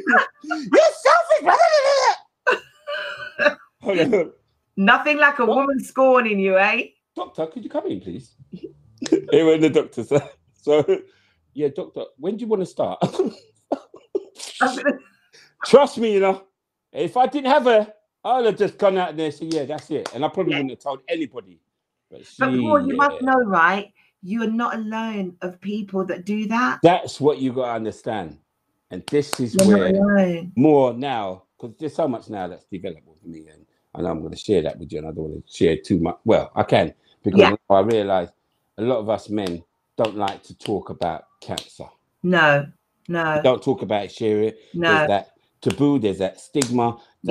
Why can't we talk? Right. Even prostate makes you, all of them. It makes them cringe, like it's a bad, it is a bloody bad thing. I don't care, it's not a bad thing. Deal with it. It's a disease. Yeah. It's a disease, it's just not your fault. Yeah. So like, don't feel bad. For that person, if the family heard you were sick, they'd be concerned about you. So That's right. Oh, looks like he's tipped his phone out there somewhere, but I'm sure he'll join me back. Oh, there you go. Yeah, sorry. Call me. Sorry, if you're calling me. He's busy. Look, every week I have to keep doing this. Paul's not here to take your call right now. But if you leave your name and number, he'll get back to you shortly. I don't know anyway. Sharon. Every week I'm having to leave message for you for somebody. Definitely, it was so, for me, that was so hard, that second dose. When I say second dose, it was of chemo, because it was stronger, so I had to stay in the hospital now. I couldn't leave the hospital. I had to stay in the ward, and not my own room. Now, when you came to see me and our visitors, this is how you looked like that. All I could see was your eyes, because you was covered from head to toe. Yeah. You couldn't come in and give me anything. If I caught, I'm in trouble. Yeah. So I'm in that room, and I'm watching people walking outside my window. Mum, dad's coming with soup, with dumpling. I can't even put the dumpling down. I want the dumpling so bad, but all this is soft. Your gums are soft. Your inside can't take anything. It was not the worst. Trinity just said, so we got a couple of people in the chat boxes just saying, all men need to talk. It's hard for all strong people to talk. She's absolutely right. I'm at this moment, because I'm skipping it, because this is where I formed up a cancer support group. Yeah, which is what I was just about to come to. Is I could sit here. I just realized I've got a terrible habit of. We've been talking for a long period of time. Thank you. So you retired from the game. You've had the drug abuse, and I would think that going through the drug addiction and the drink and everything else, and then going into the rehab, that you would have been found that quickly. You know what? That's the thought that I always think about. Just imagine if I wasn't addicted, would I have carried on? Would I have noticed that? Would I have felt that situation? Maybe that's where the man above led me. He said, boy, you know what I mean? You need to attend something. That's what you see. Your journey is this. Everyone has a journey. And I'm not saying yours is better than some, or some have been unfortunate, but it seems like every journey it's like you hit a pinnacle, or some people would say rock bottom, but somehow you're able to elevate and take it to the next level. And you're using that now to open, as you said, Let me tell you something. Foundations. Well, there's times, right? As far as I'm concerned, I'm a strong-willed person. I am. I look at things and say, I wouldn't do that. You're mad. I couldn't go there. I remember distinctly, and for just before I got the second diagnose, I felt my life was just not going anywhere. I can't take this more. I'm not doing it. I've got these kids. I ain't providing and so forth. And I wanted to take my life. That worked. Oh, wow. Yeah. So I was by a mate and I took 26 of his tablets. Shut up. One of them, one time, swallowed them. And I went to think let me just go to sleep and I won't wake up. So I took that and laid down. And I laid down, right, and I went like, and it's funny, it's not funny, because I woke up and I saw a light, and it like, you know them cinema where in a film when you got a glaze of light like an angel.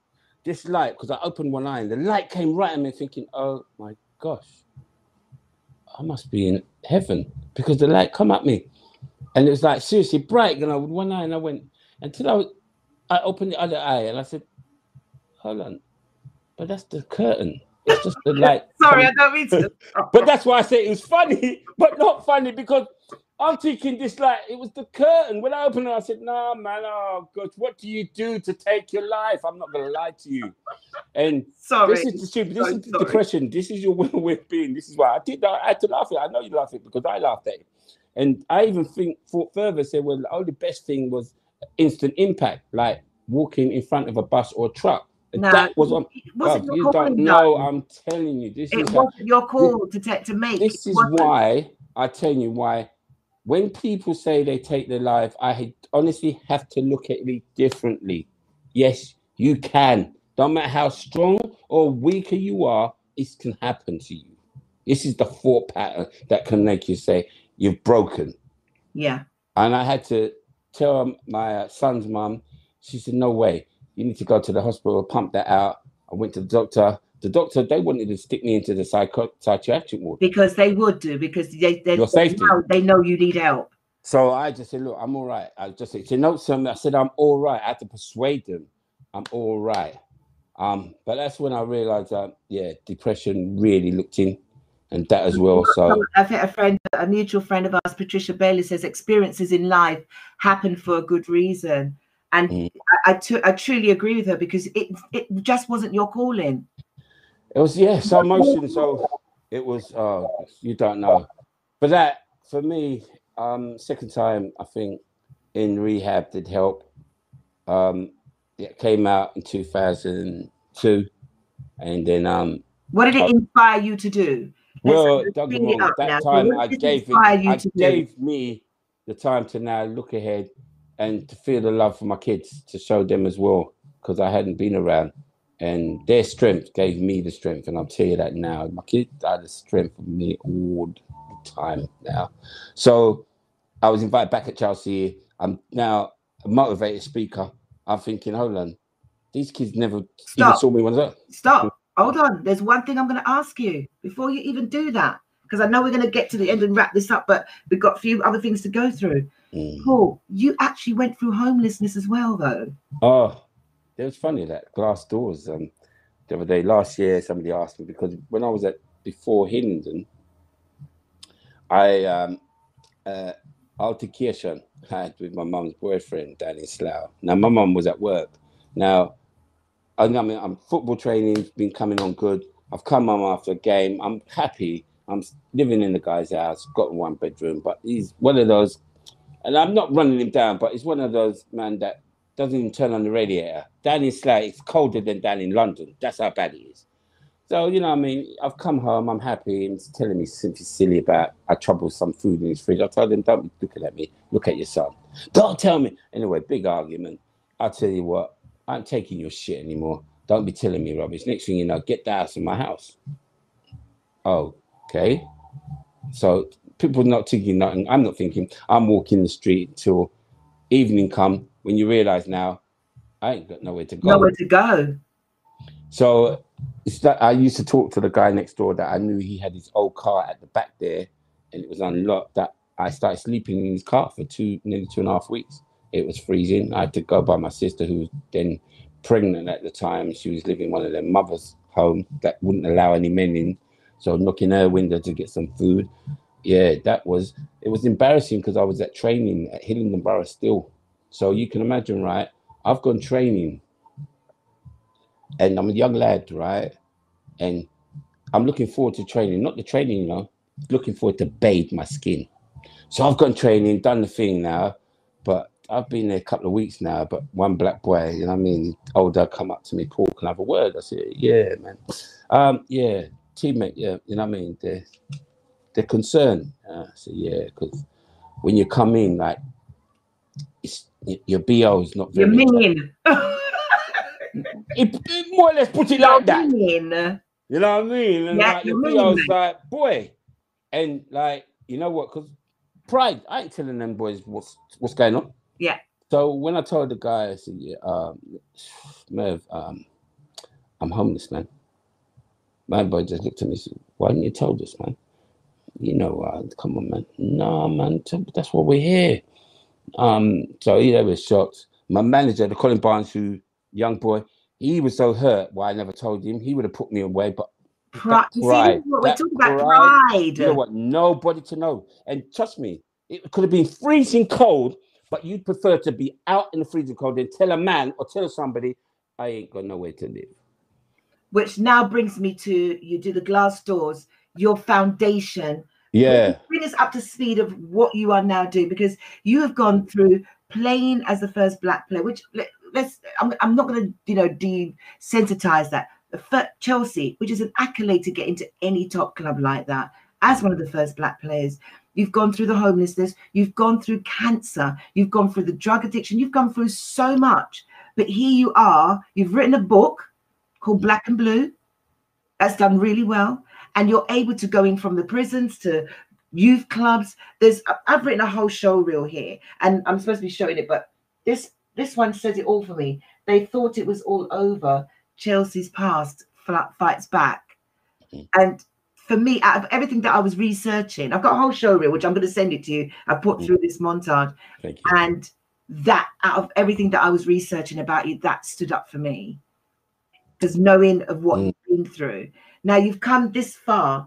Tell me about these foundations, please. The forming of the foundation was 2050 after, to tell the truth, I don't even hit you again, because I became a TA, teacher's assistant in private school, 2004-05, and loved it. It was the best job even before football. I got to say, football was great, my pride, but this was a great job for me to come back and now nurture or help kids when I, as a person, hated school. So you can imagine that individual child you saw, that's me.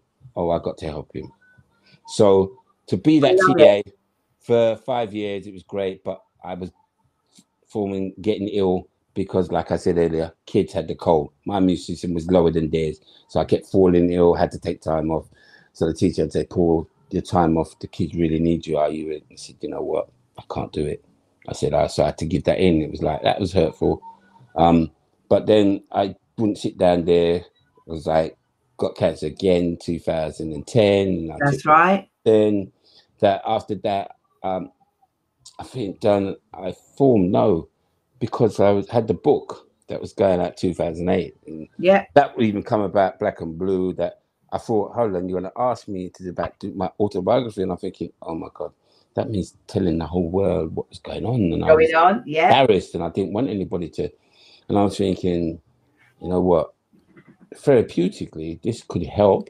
But at the same time, I need to ask my mum for permission, because a lot of it meant about her. Steps from her, yeah. So I always frightened to do. I was always frightened to ask my mum anything. So I said, my sister, go and ask mum. So mama, she went and asked mum, and mum said, yeah, it's all right. And I was like, what? Really? Oh, wow. And boy, you know what? If anybody asks you a question, boy, do you remember when you was 3 years old and da-da-da-da? Yeah, I can remember. Everything came flowing back. Dictaphone couldn't stop. My boy, oh God, who was the guy? I'll get to it. He was writing a story. and I just couldn't. Obviously, I think the help of the counselling that helped me remind me of things. It took it allows to awaken and heighten everything, doesn't it? Everything. The dictaphone couldn't stop. I was just yeah. So don't get me wrong. I think the access of this, why maybe it was a good read, and those that could relate to it, is because I said to him, don't put in the fancy words, because that's not how I'm talking. Yeah. I want to talk just how I'm talking now is how it needs to be spoken. That's right. In the book. That's so right. that people can know where I'm coming, how I'm coming. He said, that's it, Rick Glanville, he was a historian of Chelsea.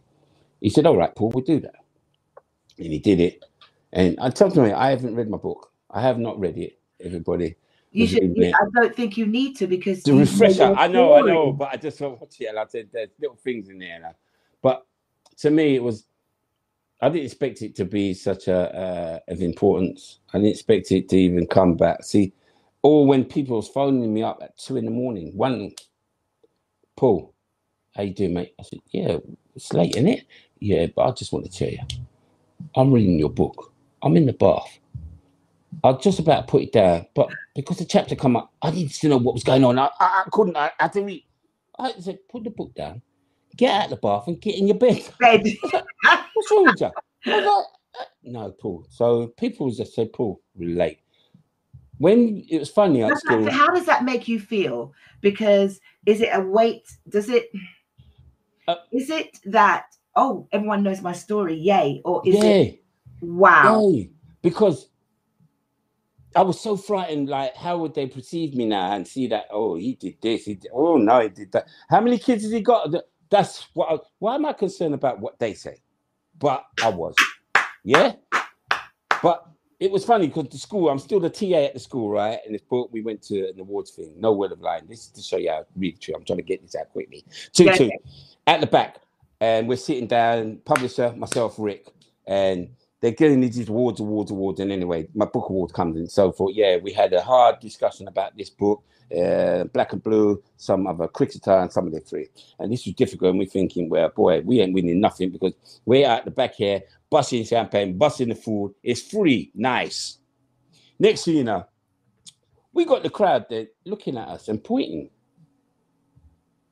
I said, Rick, what's wrong with them? Said, yeah. What? You just won. You just won. Yeah. What? Yeah, I've got some great pictures of you. Just take it. Look. No, I swear it was like, but Rick, I ain't got a speech. So anyway, he said, hey, write this, boom, get out. I've gone down there, congrats. Now everybody has been on the forum, right, and said, oh, I'd like to thank this, I'd like to thank that. I ain't got time for that, right? They've given me this bloody lovely award. It's beautiful, it's glass. And I went in there, this is camera, like Sky is filming, and I've gone in there and I went, oh my gosh, like loudly. And everybody looked up like, oh, why? So I went like this, oh my gosh, if I take this to my mum, she's going to think I nicked it and going to ask me where I get it from. You know, like black women do. So it was like, it's like the child in you just came out. It's like every child in everything just came out. I busted it. Everybody started laughing the hell out of it. You know what I mean? I just wanted to thank Ricky, my publisher at the back there. Get on, son. And to everybody that's at it. And I went. That was it. The man said that was the best speech ever. Not giving it. It was real. But yeah, that book opened a lot of doors. It opened a lot of doors. I was in America, all over the place. I was going to say, because I've got some great photos of you I was around the world. You with your Germany, book, everywhere. It's been amazing journey. So it's still going on now. People are after the book and so forth. I think it was ideal for the young lads or the young boys growing up, because parents kept asking me, boy, this is a book for the our youngsters. You need to read this book. So that in itself, you know what I mean, I'm glad that it can be shared like that. You know what I mean? And well, you've got what was it? Let me see. I've got one. I don't know if anyone will be able to see if I put it on there. These are I'm going to slide these in. Hopefully people can see what I'm putting up on the screen. So this is one that I know that you got involved in. It's to do the Chelsea merges your for the cancer organization. That's just one. That's not that. Do you know what I'm saying to you? There is so the barb, you said this one is the barber signs. Yes. This is what made that? just go, no, I can't see it when it's not come up here. Oh, right, okay. Myself. It should. I'm hoping that people out there can see it. That was formed. When I say that, just a couple of weeks ago, a few weeks ago, a barber was supporting the Macmillan, and they asked me, Paul, I'd love you to share your story of your journey with cancer. I said, okay, whilst getting a cut and a steam, and it was lovely, proper steam too. So I went down there and I started talking about it, and it just enlightened me, just opened me up to say, why don't us men talk about this? Absolutely. And I realized that, and I went, absolutely. No, hold on. Oh, you guys can't see it. Oh, that's a shame. Yeah, you can't see it. Sorry. See it. So that's what's really come about to show you now. That is why I'm forming this the group, cancer support group, and I'm being supported by Macmillan as well. They agree with this, that the men in African Caribbean communities, you know what I mean, to start opening and sharing their journeys, so that we can help our youngers as well, because the youngers as well don't even realize to check. And this is the next thing, checking. You're talking about testicle and so forth, prostate and so forth. Yeah, oh yeah, now it's come up. But yeah, so I really want people, men, whoever know, please get in contact with me. Get me on the Instagram, the Canner's Way, leave a message or a messenger. If you're, at the moment, we can only do visual Zoom interviews. In Doggermong, it could be private, or if you're prepared and open, that, you know what I mean, that we can share and develop the awareness on what it is you went through, the coping mechanisms what we went through, and families, how they went through, how it was for them too. I think we need to share this. Don't get me wrong. You can't be at fault about this, because we're meant, don't get me wrong, the pride, because we're breadwinners, we think we shouldn't have to share that, we should be strong all the time. No, God, my friend, man. I'm not saying we're weak, but this is a disease that takes us. It's, what's the word for it? It is deep. It's deep. It's the unexpected. And even in COVID now, you know, people are still doing that's the one. Please, because, man. You know, it's mad. I think that us men can do a lot more. Trust me, you know what I mean? Our journey, man. Let's share this, that others can learn from it. Others can there's other things. Apart from the cancer, you're actually involved with raising a Just Giving page, and they're trying to raise like 2,500, because where we tend to run online to buy. So I'm bringing up all the little things that you're involved with right now. So I'm hoping people say, yeah. Someone else just said, you know, pride F's with us all. I won't use the actual swear word. And Patricia, thank you that you can now see it. Thank you. They've got, you know, you're trying to, so far you haven't done so bad. I think you've already raised £430 in there. But another Just Giving that you're involved with to get toys and food and things for people in the community. I would, don't get me wrong, if I could help in any way, and if it's just a name or just a brand, I would do that. It's a concerning thing for me that I'm able to now give a little back. I'm not saying I don't earn. I'm not like them top footballers of today. Back then, it wasn't that wage, but it was the pride of being my dream that I became that footballer. Yes, I had to retire at an early stage, but I still think that I can give something back. And this is the reason where I have, with my foundation, what we do so much with projects, and even that I'm now a mental health practitioner. That's what it is. Fantastic. Pass it. That we're able to. You went and trained for that, didn't you?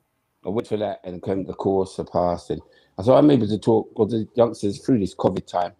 It's serious for them. I don't think we realise these youngsters are feeling depressed, so they need to share. Yeah. So whatever to talk to me, I can talk to you, and let's talk over this place. So there's projects that are going out. I'm doing a lot of viral, obviously, interviews like we're doing now. For Black History Month, which is funny. Last year, it was busy, but not as busy. This year, I'm actually busy just by focusing on You're on Zoom. everything. You're on everything. I'm enjoying. I don't get me wrong. It's sharing with you. Yesterday, I was playing with Miss Ouch, and you know what I mean. It was nice to play 2 liquor selection of music and stuff. You know, I get back on the liquor. I saw you. I was waiting. You know what I mean? I was with you. Don't get me wrong. I know everybody's missing probably. Oh God, coming out and dance to. You know what? This has made us reflect right now. This pandemic, this COVID, it's made us think. Right now, you're at your home. You'd be living like 1,000 miles an hour. Like when you get up, to get something to eat, you're off. Didn't come back, whatever, and then no time again. But now you got the time to, hold on, don't get me wrong, for those who are working at home, but for me, it's, what can I do that's what I didn't used to do? And that thought of taking my time. Because now for me, I enjoy cooking. I loved it. Ooh, I enjoy loved cooking it. so much now. I I season loved food it. like silly. You literally Then I'm with just it. had this whole cooking and music. It Don't was play. so therapeutic. That does for me. It does. You just stay along, and I'm thinking, why don't I? Let me do a live teapot. You know what I mean? I'm thinking, come on. And it wasn't the funny. It's not just black people. The white people, Canners, come on, mate. You got to save a plate for me. I'll be round there soon. I did. I had my Tupperware ready. Remember? Yeah, I remember that one. Wow. Get your I'm Tupperware ready, and I said I'll leave it at the front door. If you just fill it, and I'll come back. Trust me, I'm doing things like that I never would have done before. Yeah. So yeah. Where I am now. I wanted to ask you as well is this. You've got the Chelsea Foundation have just backed you to the hill. You are like their ambassador, and not, as I said, the crowdfunding. You've got the six-a-side football, which I was just trying to find to bring up on tomorrow. Yeah, that's going on tomorrow. That's tomorrow. Ambassador. You're involved with a lot of mental health, awareness for Black History Month, but within the Chelsea fraternity, you're bringing back a lot of ex-players to unite with each other, because obviously they've had their own journey, they've had their own issues. But what stands out for me is that they've embraced you after so many years, and they've allowed you to use their emblem to bring awareness to adults, teenagers, children, mental health awareness, everything, to get people to talk from prostate cancer. And in between all of this, Paul, you've had a few relapses. There was one that you were supposed to go to with not Daddy Early, what's his name, and you actually were in hospital. And I was watching the video earlier where you've put this all together, and on the day of the show you were actually having to video from a hospital bed, which was last year, if I'm correct. That was the very, very first Black History for the Foundation event where I got players or ex-players to come and talk and share their journeys. And so it was weird. The week before, no word of a lie, I had this stomach ache, and like I thought it was windy, like we usually do. Hot water, drink that wind, drink that wind, make that wind go. But this wasn't no wind. This had me hook up, had me on all fours, and the next thing I'm in hospital. And you know what? I'm not even thinking about my health, babe. I'm thinking about that. Yeah, I got hospitality tomorrow night, doc, and yeah, I need to be at the game. How long is this going to take? Man said, "But Paul, I think 2 hours operation. You'll be all right. You'll be all right. Good to go." I said, "Cool." Next thing you know, boy, I'm in coma. And like the operation was 9 hours. They found an adhesive, I think it was called, from the length of my arm, where the previous operation passed. They never cleaned me out properly. The thing was stuck. And so I was in there, no word of a lie, in a coma, because I was under that what do you call it? Anesthetic for 9 hours. Anesthetic for 9 hours. And let me tell you something, that's the worst drug I've ever come, and I would never forget it. And even my sister filmed it, showed me. I was there in boxing gloves because I kept taking out the things in my nose and things. So they had to give me gloves so I wasn't able to take it out. So 2-2, I was there next thing, and I went, my mum and my dad was sitting in the front, like the bed. And when I eventually opened my eyes, I started swearing at them, like, who the effing are you? And why the effing you here? Get lost. Was you hallucinating then? I didn't recognize them. The nurse coming at the corner trying to give me a jab. I said, yeah, come by me. I'll knock you out. I'll knock you out. I was going so bad. Seriously. And they Paul, I was embarrassed, and I was apologizing. I said, Paul, that happens. The drugs that you was on was that. Let me tell you something. It's so hallucinating. You just said it. One time, I was in my bed, and it was evening, and there was a whole heap of kids that was sitting in there. Come on, Paul, you coming out? I was, what? Wow. Well, come on, let's go out. We're all going out. We're waiting on you. And I swear, Lord, it felt so real. And I was like, but we're in the hospital. But it feels so real that you actually still remember it. Like it's I remember it. I'm telling you. And you're convinced that that's what happened. You're there was in there. And then I had to realize. Let me bring you back. So, so the Chelsea, just before I get to the end of it all, Chelsea, they support you. Do you get the full support from them, even through your illness? Are they there? Yeah, we're discussing that. I've got to say we're discussing that. What's that? I've got to say that we're discussing that with Chelsea at this moment. Hopefully a couple of new changes we'll see, but we're discussing that at this very moment. They've been helping me obviously to hold my events down at Chelsea under the bridge. Have they helped? Have they supported you through your They supported me through that. Yes, they have. Yeah. They supported me through my illness and so forth. I think they could do a bit more, but that's me and the foundation obviously discussion with that and so forth. So I don't want to leave nothing more than that to say. Paul, as usual, I always seem to run to the end, and I don't think I've covered everything. We got out enough. Sport the other day. What was the other one that you did? The talk sport. You know. Oh my God. Paul, we could have like another session in a couple of months' time because we still haven't even touched anything. Do you know what I'm saying to you? It's a lot, and there's just too much.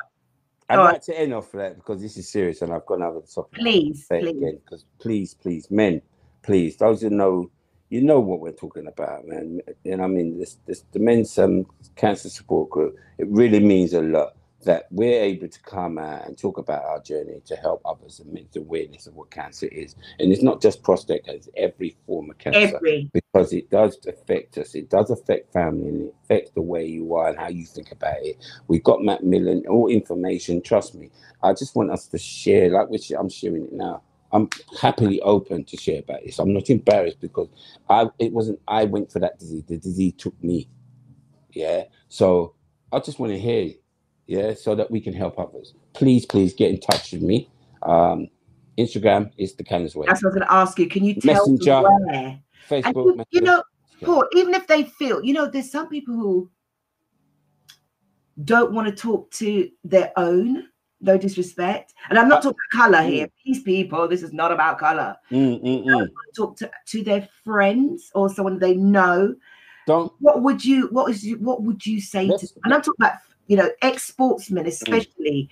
Ex-sportsmen are so ashamed as well. See, I've got to say this. I've joined what's that, Black Players Coalition, call it. And I've put it out there to them, said, Paul, love that. You know what I mean? When able, I'm going to come back in contact. That's all it's been. Yeah. Do not feel embarrassed because we do it privately, any way you want it to be. If it has to be in a Zoom meeting, we don't even have to see your face. We don't even have to know who it is. Do you know what I mean? It's just to hear what you went through. And that's what I'm trying to say to you, because people can relate with it. People can take something from it. Please get in touch. I've got Macmillan, man. They're up for it. They're up to support. Do you hear that, people? Look. That you can get. Yeah, so please get in touch. Thank you, Valerie. I mean, like you said, it always ends up that way, that you never have enough time to share so much because that time runs out. I haven't even gone through my show. It was just enthralling to know. As I said, I just wanted the public to know how humanized you are. Don't just look at someone's Facebook page and think, oh, here he goes again. Oh, he's doing that again. Oh, all right. It's not.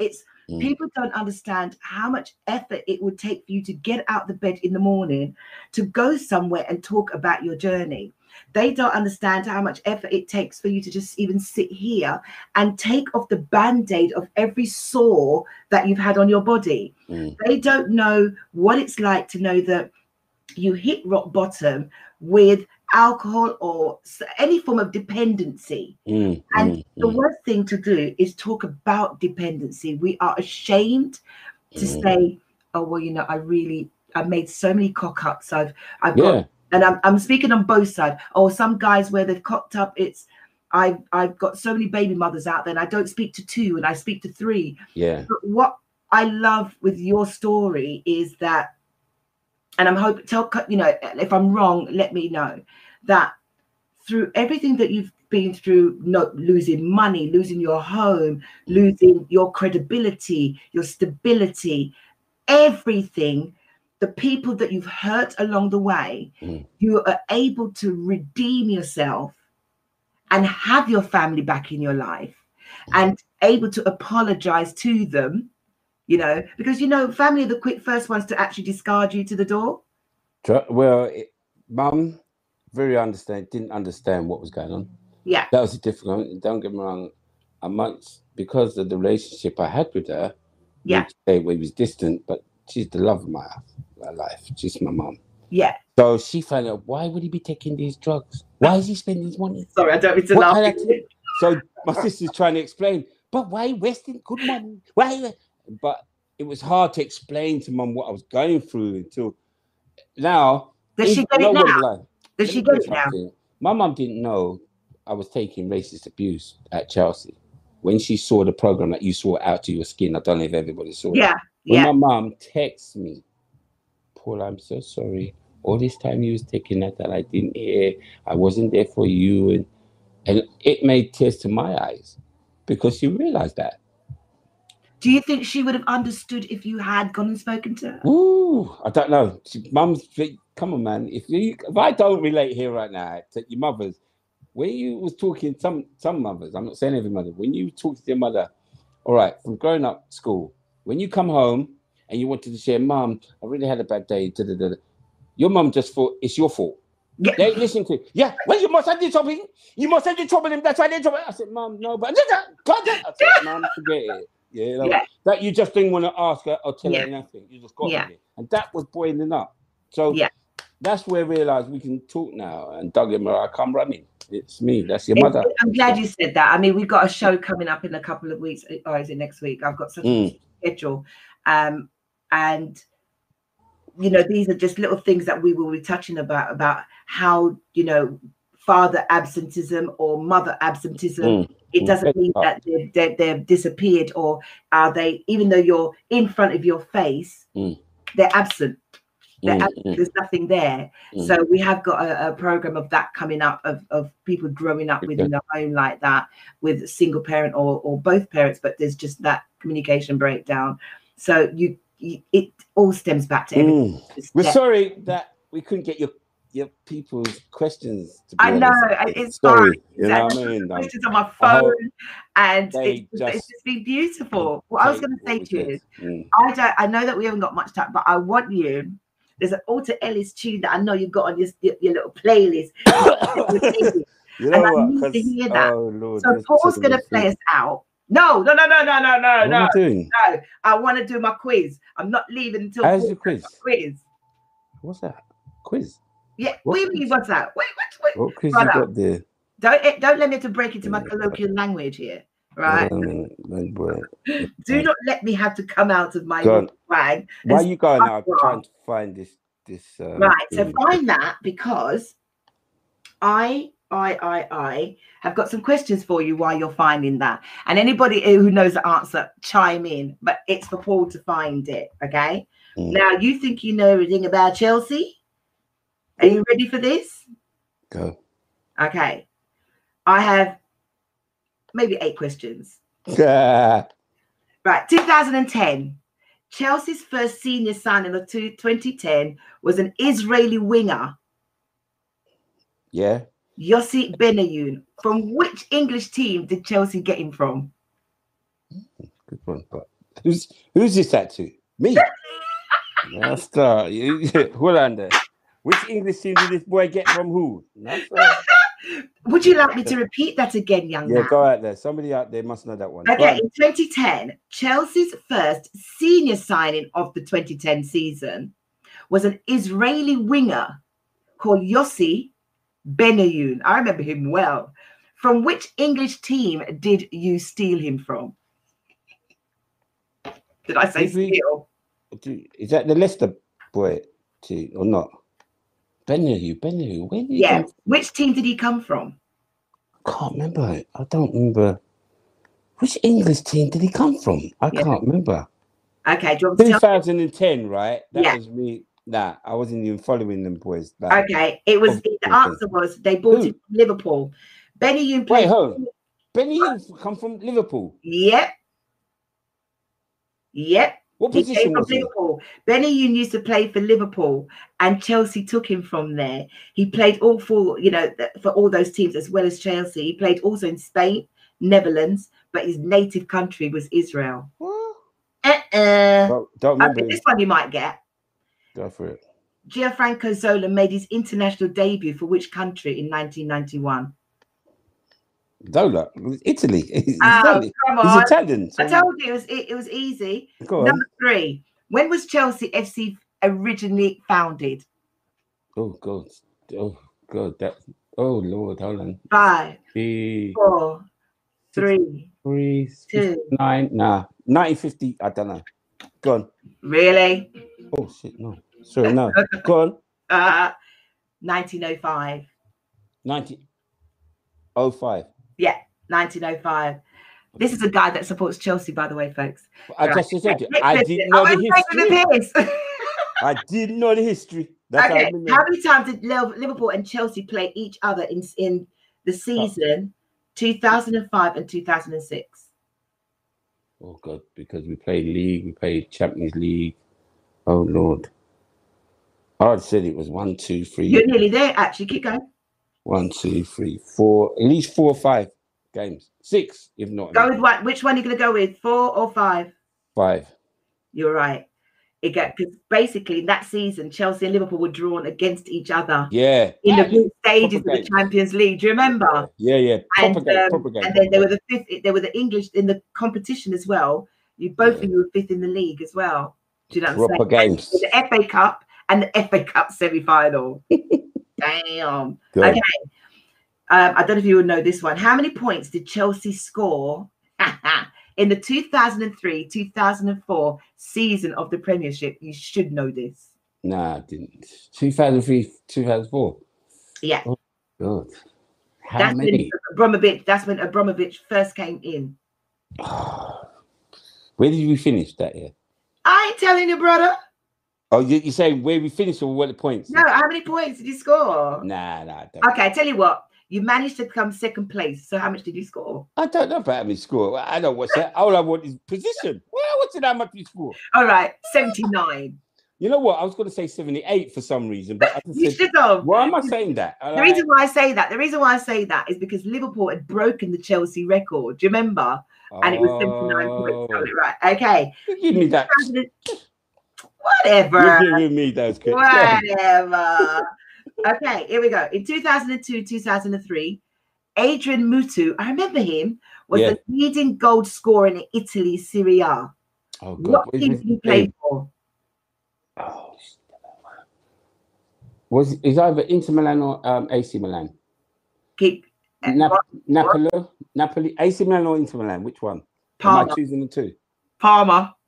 Was it Parma? Was it Parma? Yeah. Yeah, we soon got rid of him though. Yeah. He had his troubles as well, the boy. He was, wasn't he? Yeah, he had his troubles. He was like a demon, brother. Boy, there's some stories are there. I tell you, go on. All right. What year brought the Blues their only English championship title to date? What do you mean championship title? I know it's supposed to be a dud question. Jesus. A champion? If you're talking about which only London side bought Champions League, then come tell me that. But tell me what championship. Look, let me tell you something. I can only go by what. No, brother. Yeah. You don't become getting personal with me, you know. No, but you get my alternate ready, right? Get my giving me there. 2011, Chelsea signed an exciting goalkeeper prospect called Thibaut. All right, what's his name? Courtois from KRC Genk in the summer of 2011, but he was immediately loaned out to which club? Oh, that's the young black boy, wasn't it? I think. No, we got young black boy, but it's sorry, then. All right, this goalkeeper played at Liverpool as well as Chelsea, and then he went on to Barcelona and Barcelona. Who's there? Is it? Oh, that Courtois was his name. Yeah, Courtois. Yeah, this is your face for Belgium. International Belgium. Don't get me wrong. He left. You loaned him out to Atletico Madrid. Under scrutiny. We don't call him as a keeper. Yeah. Okay, you're going to deny him then, yeah? Yeah, for now. Right. I've got 2 more questions for you. Ricardo Carvalho made his first appearance for what country at an international level in 2003? Italy. Let me Portugal. Wow. Sorry, Yes. I had to, when I had to recognize the name, that was it. Sorry, Ricardo. Sorry, It was sorry. Portugal. I had to, because we had quite a few Portuguese players back at the time when I just recently finished. Yeah, we had quite a few. No, when I returned back to the ground, we had quite a few Portuguese players. Even the boy, the midfield, he was international. Oh my God. Anyway, go on. I'll get to the name. I think I know you're talking. Yeah, good player. Which club did Khalid? Do you remember Khalid? The Cannibal Bullerers joined Chelsea on the 21st of August 2006. Who's that? Who's that? Do you remember Khalid? Who's Khalid? He was like this. Bull Haruz. Khalid Bullerus. What year? 2006. I wasn't really paying attention, I think, that season. Right. Well, he played he came from Hamburg. Yeah, but where did he come? What? How long did he go? What season? 2? What? 2006. And the last question before you play me out, baby. Right? Frank Lampard has played for Chelsea in England, but what Premier League club was he with before Chelsea? West Ham, innit? You know, you thought you were going to get that wrong. No. You know that we watched him. He had his dad, Harry Redknapp. Don't get me wrong. It's also Harry Redknapp was manager when I was at Reading, and I came back from my injury. He was a manager at Bournemouth, and that was my first game back. Oh, really? Yeah. I'm going to help myself, though. I'm going to ask you this one last question, and we're out of here. Who was the first manager in Chelsea's history? Oh, my God, no. Oh, no. I can't give you that. If anybody knows it, text it to me, ring me, put it in the chat page, answer me within the week. There was a few. I'm not even going to give the answer. There was a few. Who was the first manager in Chelsea's history? And if anyone, and don't bother people. How far are you going back? This was. What do you mean, how far? It says how far? Who was? Because you're talking about at Premier, or not Premier, but the stage of division. Excuse my French, everybody in the airways. Who was the first manager in Chelsea's history? I'm hearing that. In history. When we started, all right, you want to go history. Go history. I wouldn't remember that. So find somebody who out there answer that question, send her a text, yeah? Who's the first manager? Oh, bollocks. Okay, I'm going to answer it for No, I'm going to leave it there. Just to see if anybody actually knows. Where's my Alton Ellis? I don't. I'm trying to. All right, play me something. Yeah. Paul is a great DJ, guys. But I want you to big it up for my Paul Canoville today. We've gone well over. I've been told to stop playing. Apparently, someone just sent a message that says, stop playing with your hair. Sorry. Sorry. Because I love this tune. I couldn't help myself. But I'll go out with this one. Because I play. That's for. I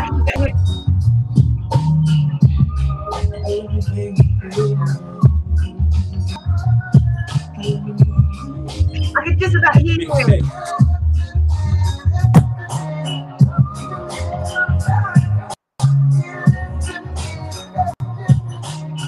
you go. Hey, hey.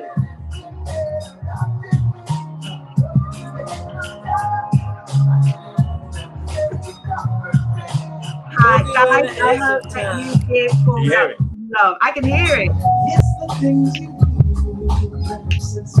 Watch me now. Hey.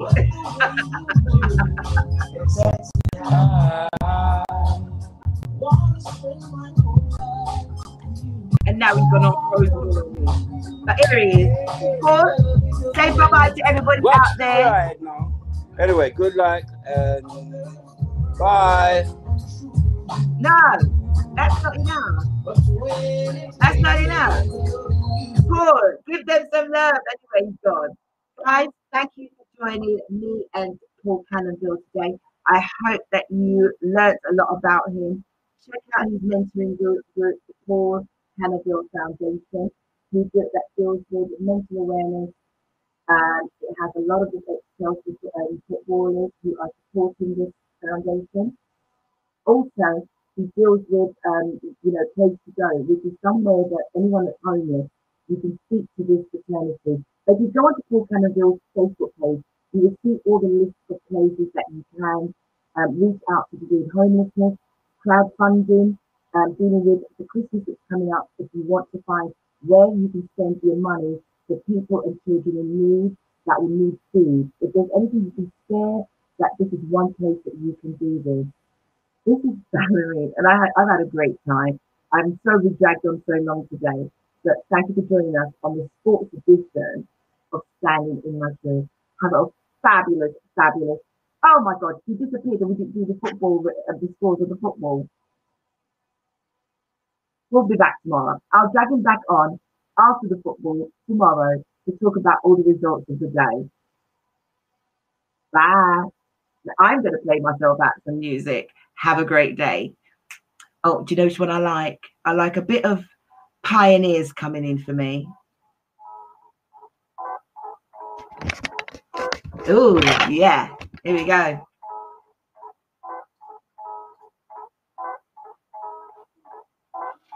Now, hey. Have a beautiful Saturday. Peace, love. And to everyone in the group, thank you so much for putting in, Patricia. Kaz, I see you. Louis, there was a few more. Louisa, thank you. Big up Siobhan. Big up to my family. Bye.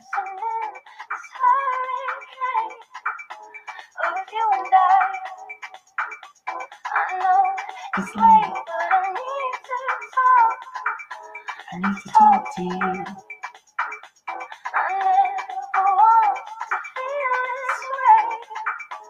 But I always do.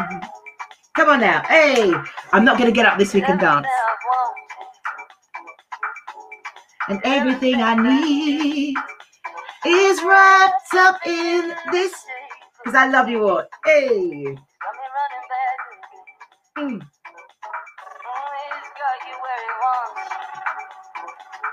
Bye.